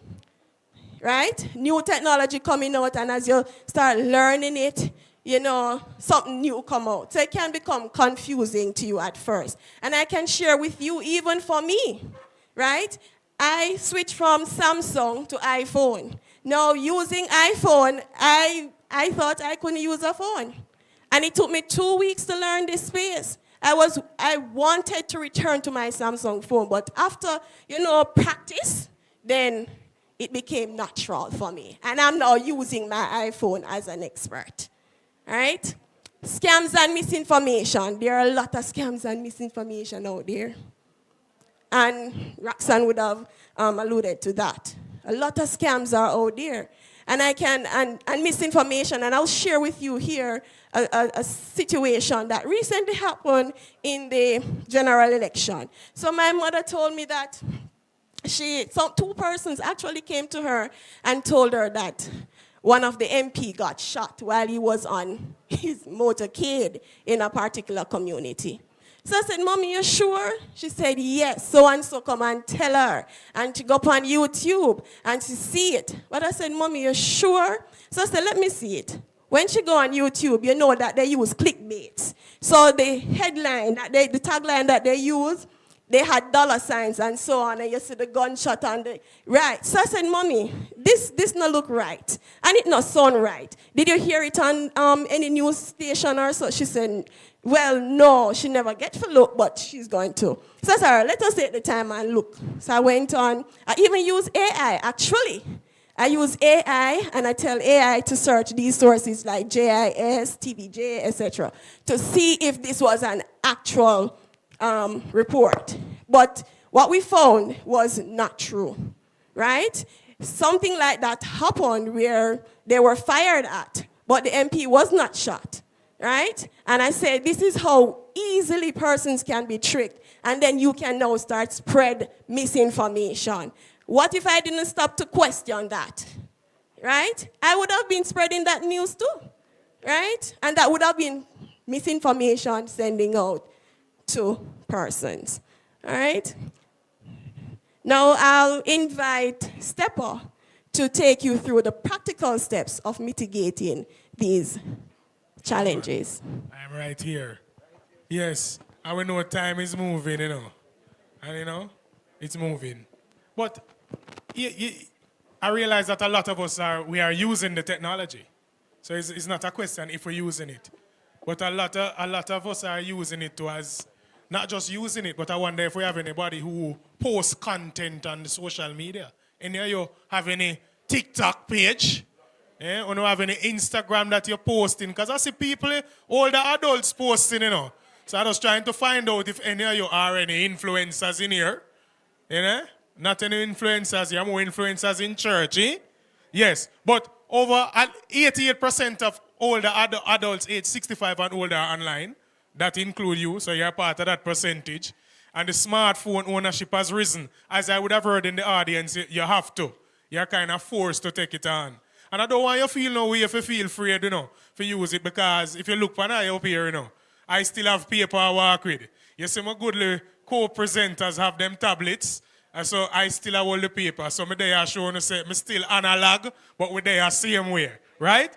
So, you know, we see that you have negative and the positive influences, and you have to find ways to verify. I wanted to highlight some of these things that you see up there. Verifying the source. And you heard much of that, right? The verification. And anything you just grab and just send off. So just I say, me read it, let me just pass it on. Let me just, you know?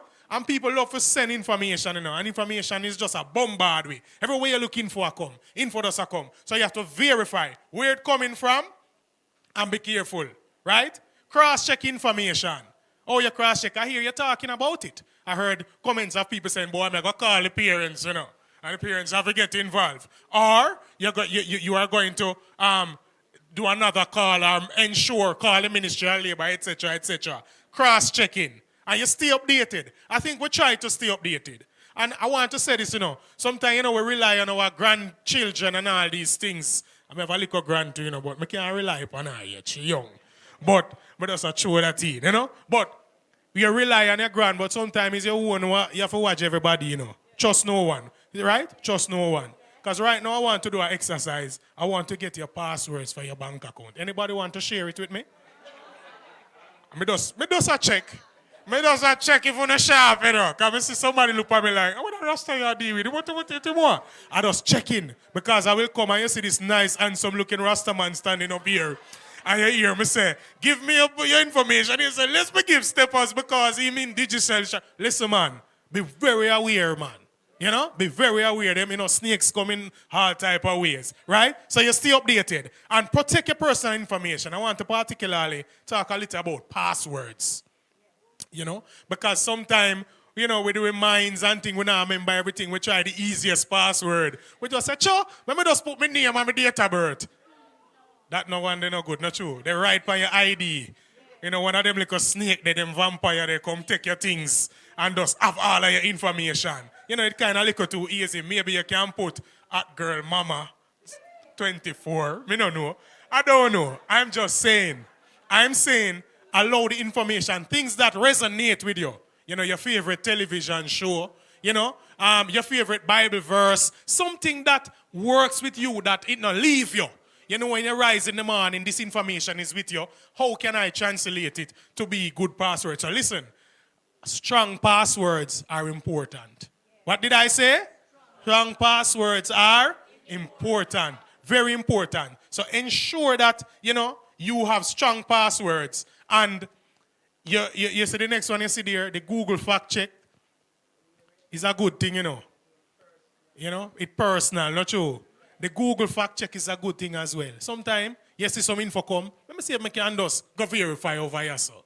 And that in itself takes a bit of exercise as how to move around on the phone as well. So it requires that guidance from one's around. As I say, ask the questions, and I heard the element of patience being exercised, being shouted around to say, ones have to be patient with ones and ones, It's very important, and we connect with that.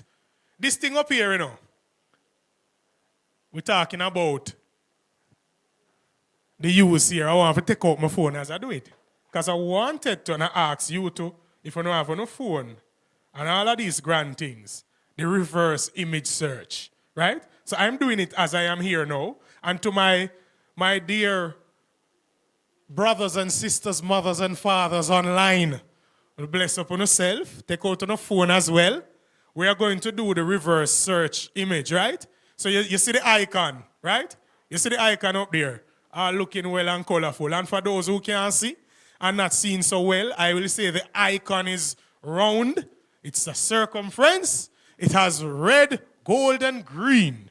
And it has blue in the middle, right? And for the person who are unable to see me, I'm a Rasta man and I'm in red. And I have Digicel Foundation logo on the left of my shirt in a little pocket, and I have my phone in my hand. All right, me have on a black pants, right? Me have a little grey go in my beard and a little in the hair as well. But me there a little distance from senior citizen. All right, so we see the icon. And we are going to go, you can easily, say you just search in, just put in reverse image search in your Google search. It comes up and you will see Google come up, I'm just taking it in and have a little exercise. So we are going to search an image, right? Suppose you get an image and you want to verify it. Right now for today, exercise, I went outside earlier and I took a picture of the library. So you will see an icon there that has like a little camera. I am right there now. I'm going to touch it and I'm going to put up the picture that I took earlier outside the library. It has been loaded. And on it now, it says now, ask about the image. I am going to click that thing that says, ask about the image. And the image I'm speaking of is the image I took probably 15 minutes ago of the library that we are now in, this great library where I come from, my boy. All right. And it says, ask about the image. I will read some of the things that comes up so you get an awareness of what it drives you to. It says, it asks, where is this place? Where is the place located? Where is this place in Jamaica? What is the name of the building? I will click, where is this place? To see where I go on with Google image. Right? If you see if it have much sense. Whoa. You know what it says now? The AI overview now comes up and it says, this building is the Kingston and St. Andrew Parish Library. Is the Google correct right there? All right? And it says also known as the Tom Redcom Library, located at 2 Tom Redcom. So I'm showing you. I'm going to put another image again. I just want to do another one, I wanted to do it in a way that we could search another one. I saw an image online recently. I don't know if we have any Catholics in here or so, but this one, I saw it on the internet. It was of a pope, right? And the pope was clad in this Balenciaga thing, this big coat, and he was stepping. I click it now, ask about the image.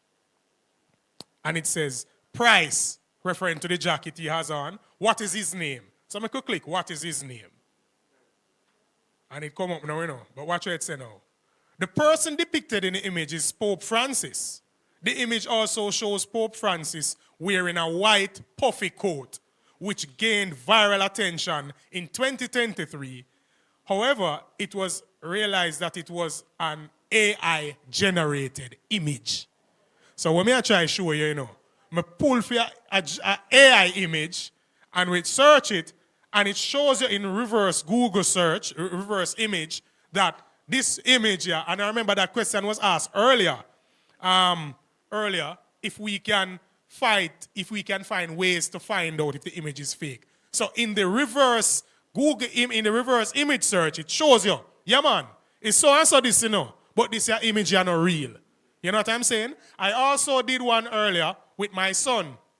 He was at a football tournament on Saturday. Come here, try up to date with the thing, because I don't want to bring it to you. I'm not sure about it either. You understand what I'm saying? It would have made me just a facade speaking to you and telling you about something that I don't know about. I put my son's image. It's asked, what is his name? That he didn't go to that detail.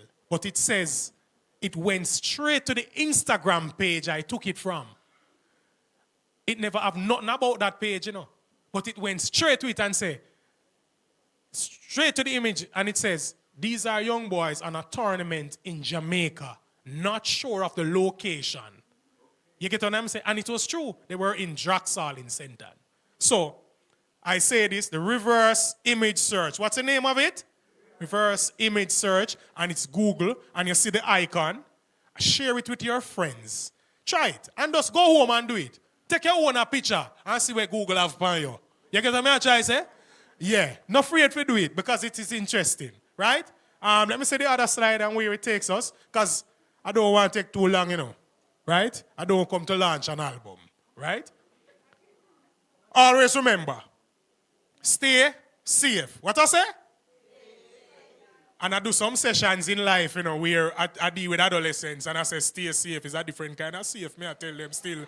But I don't know if that safe, it resonates with you in this time. But if it does, stay that safe as well. But it's not that safe for talking. I'm talking about online safety in this regard. The S, what we say? Stop and think. Pause before clicking. And this I'm just reiterating it, because you've been hearing it and some of you know it. Stop and think, man. Because that mind is great, That mind not just pop up yesterday, Although that mind sometimes little thing I go on with it. I know not that mind, fool mind. Experience mind. Use it. Hey, ask for help. Family or trusted friend. Yeah, man. Ask, And somehow sometimes, my ancient them demand. They make it, come and do this. I don't have a problem. F for fake or real. You want to decipher that. Look closer. Does it look suspicious? Does it stir something in your stomach? It make you feel away. Because we still have to go by them feeling there, with gut feeling. You get me? How you feel. The poor spelling, you look at it, you observe it. E, ensure privacy. What me say for do? Ensure privacy.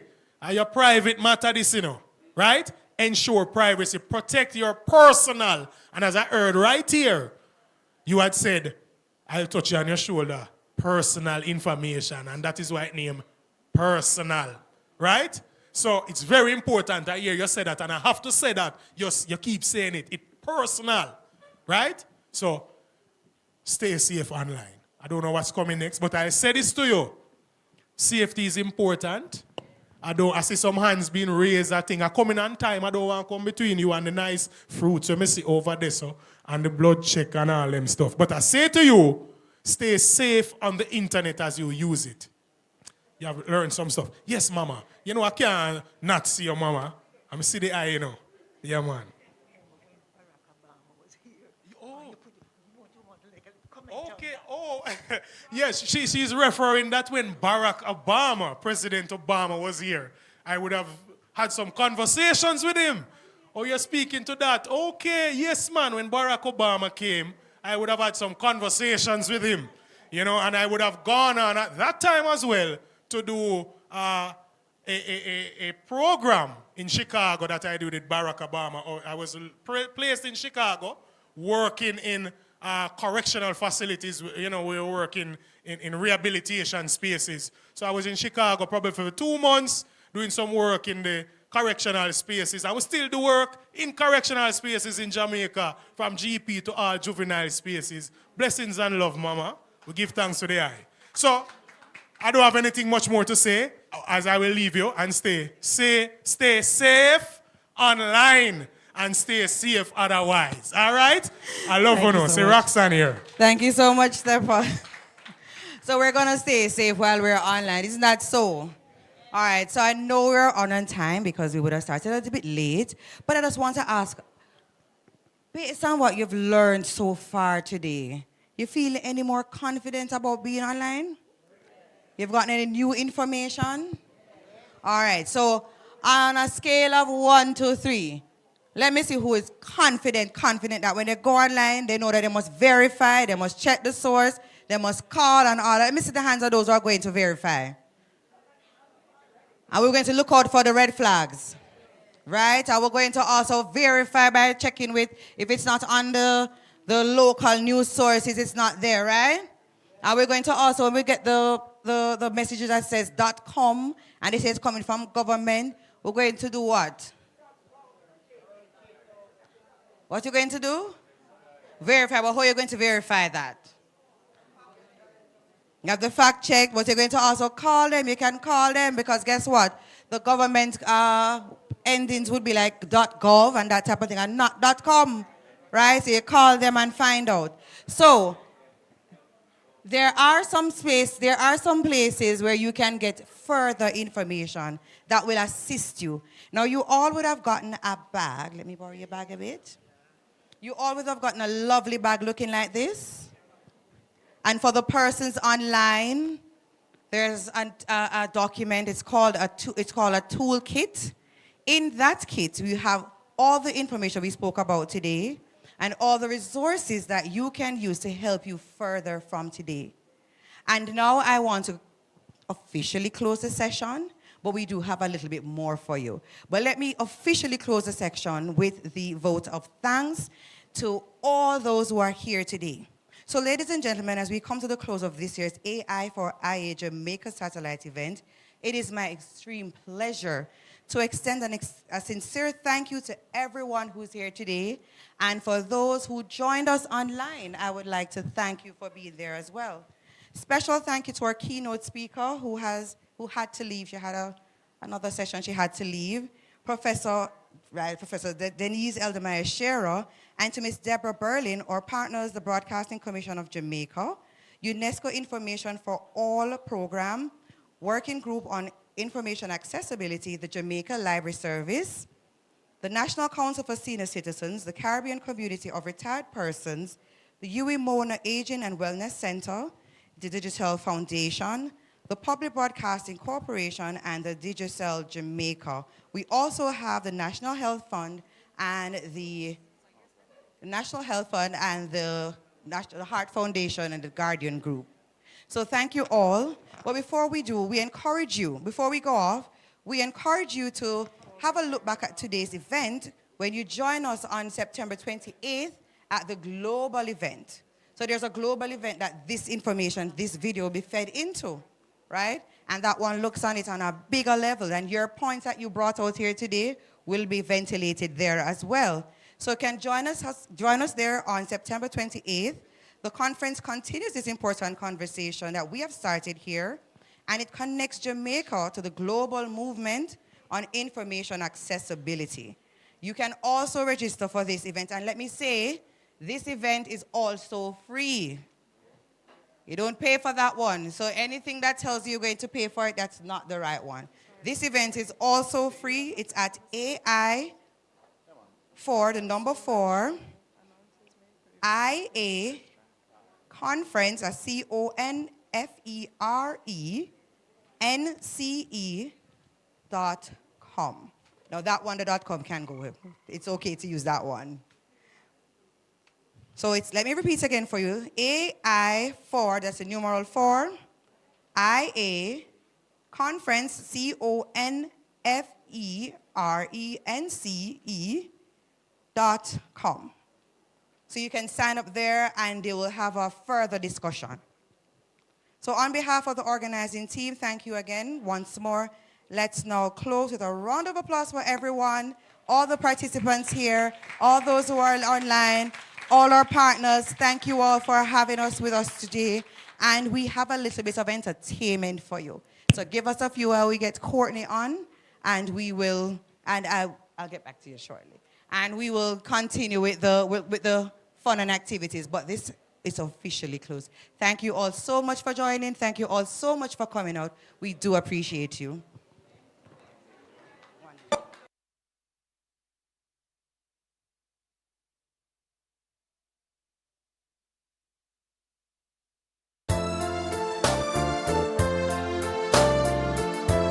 And we have with us today as our performer, Ms. Courtney. Come ahead for me, Courtney. For your entertaining purposes, Courtney.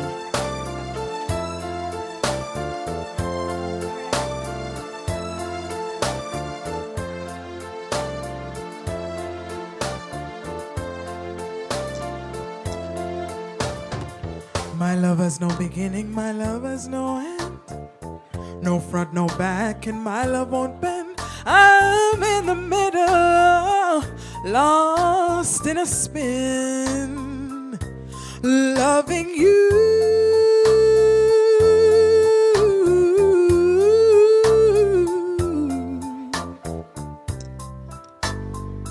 And you don't know, you don't know, you don't know, you don't know how glad I am.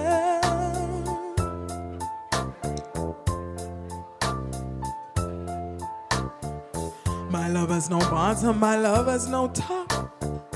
My love won't rise and my love won't drop. I'm in the middle and I can't stop loving you.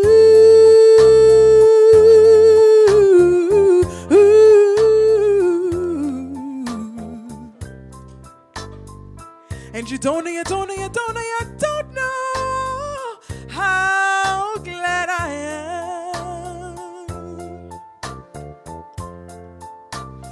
Oh, I wish I were a poet so that I could express what I'd like to say. I wish I were an artist so that I could paint a picture of how I feel today. My love has no walls on either side. That makes my love wider than wide. I'm in the middle and I can't hide loving you.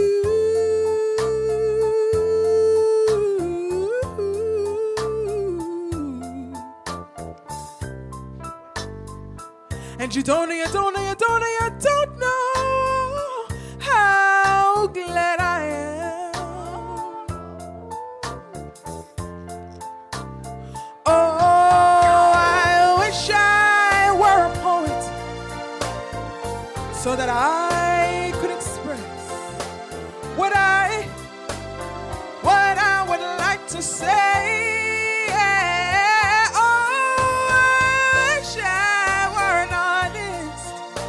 So that I could paint a picture of how I feel today. Oh, my love has no walls on either side. That makes my love wider than wide.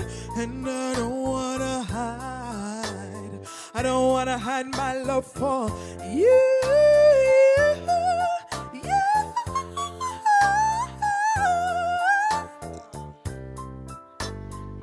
And you don't know, you don't know, you don't know, you don't know how glad I am.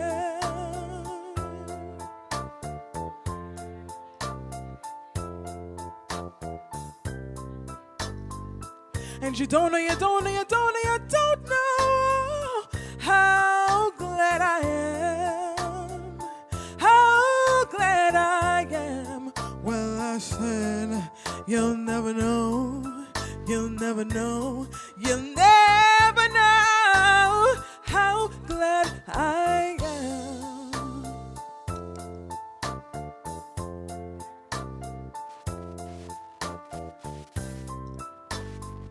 And you don't know, you don't know, you don't know, you don't know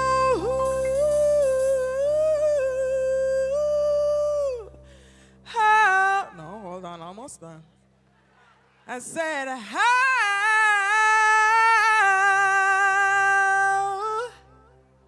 glad I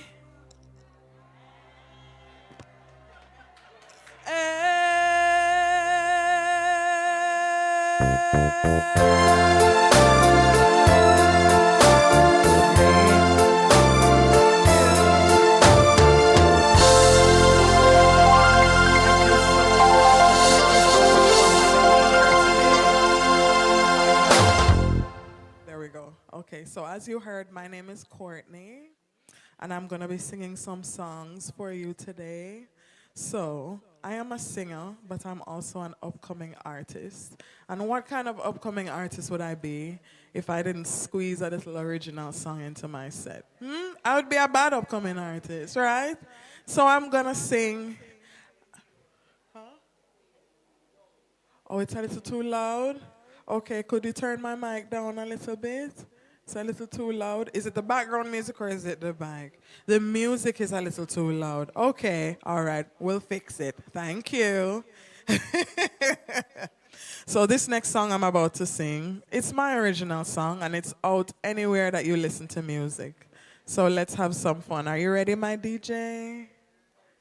I hope so.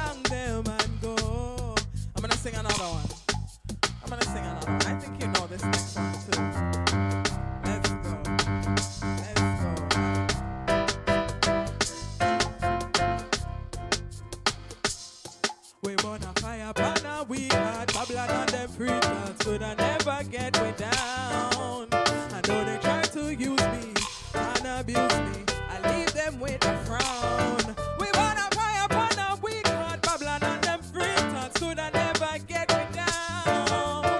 Though they try to use me and abuse me.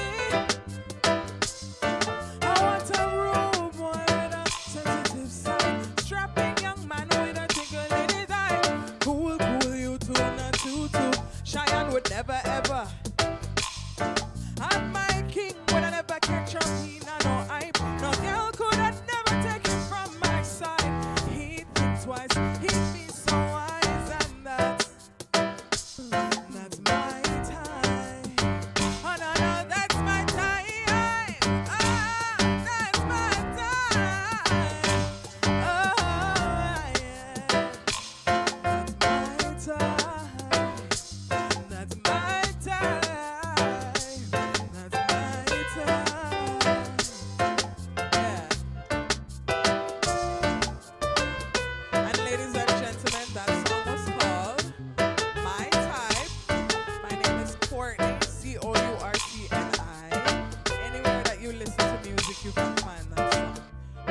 One more song.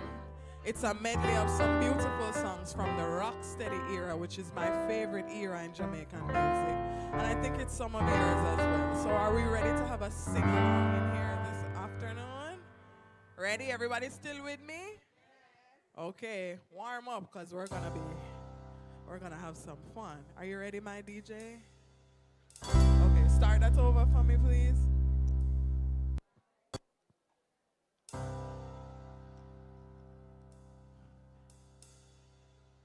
Get up in the morning, slaving for bread, sir, so that every mouth can be fed. Sing. Oh, me Israelites, all right. Get up in the morning, slaving for bread, sir, so that every mouth can be fed.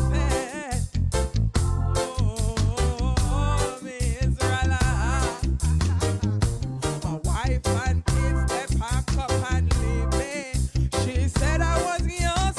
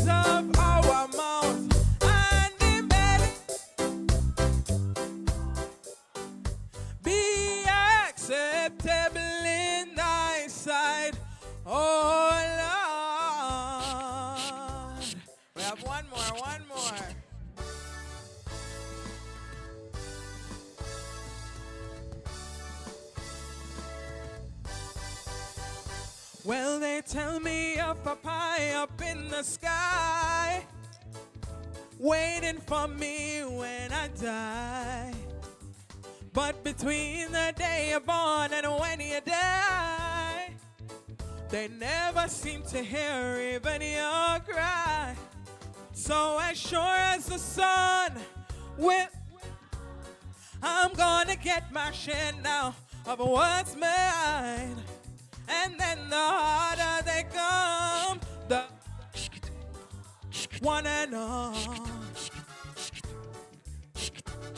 Ooh, the harder they come, the harder they fall. One and all. Yes, exactly. Well, the oppressors are trying to keep me down, trying to drive me underground. Aye. And they think that they have got the battle won. No, yeah, that's better than me, girl. Give them, Lord, they know not what they've done. So as sure as the sun will shine, I'm gonna get my shit now. What's mine? No, yeah. Harder they fall, one and all. Ooh, the harder they come, the harder they fall, one and all. Excuse me, she's younger than me.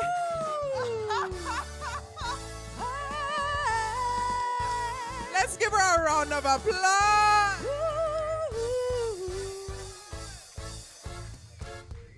And we can just keep the applause going because now I'm done as well.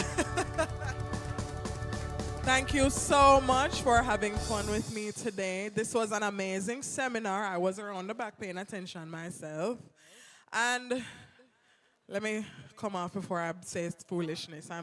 No, more. You have more things to learn about me. Anyway.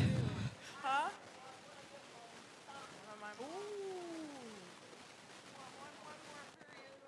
Let me think about it, and I'll be back. But thank you so much, ladies and gentlemen. My name is Courtney. And thank you so much for having fun with me today. And thank you to my choir. And thank you so much, my dance partner. I appreciated that. Have a beautiful day, everyone.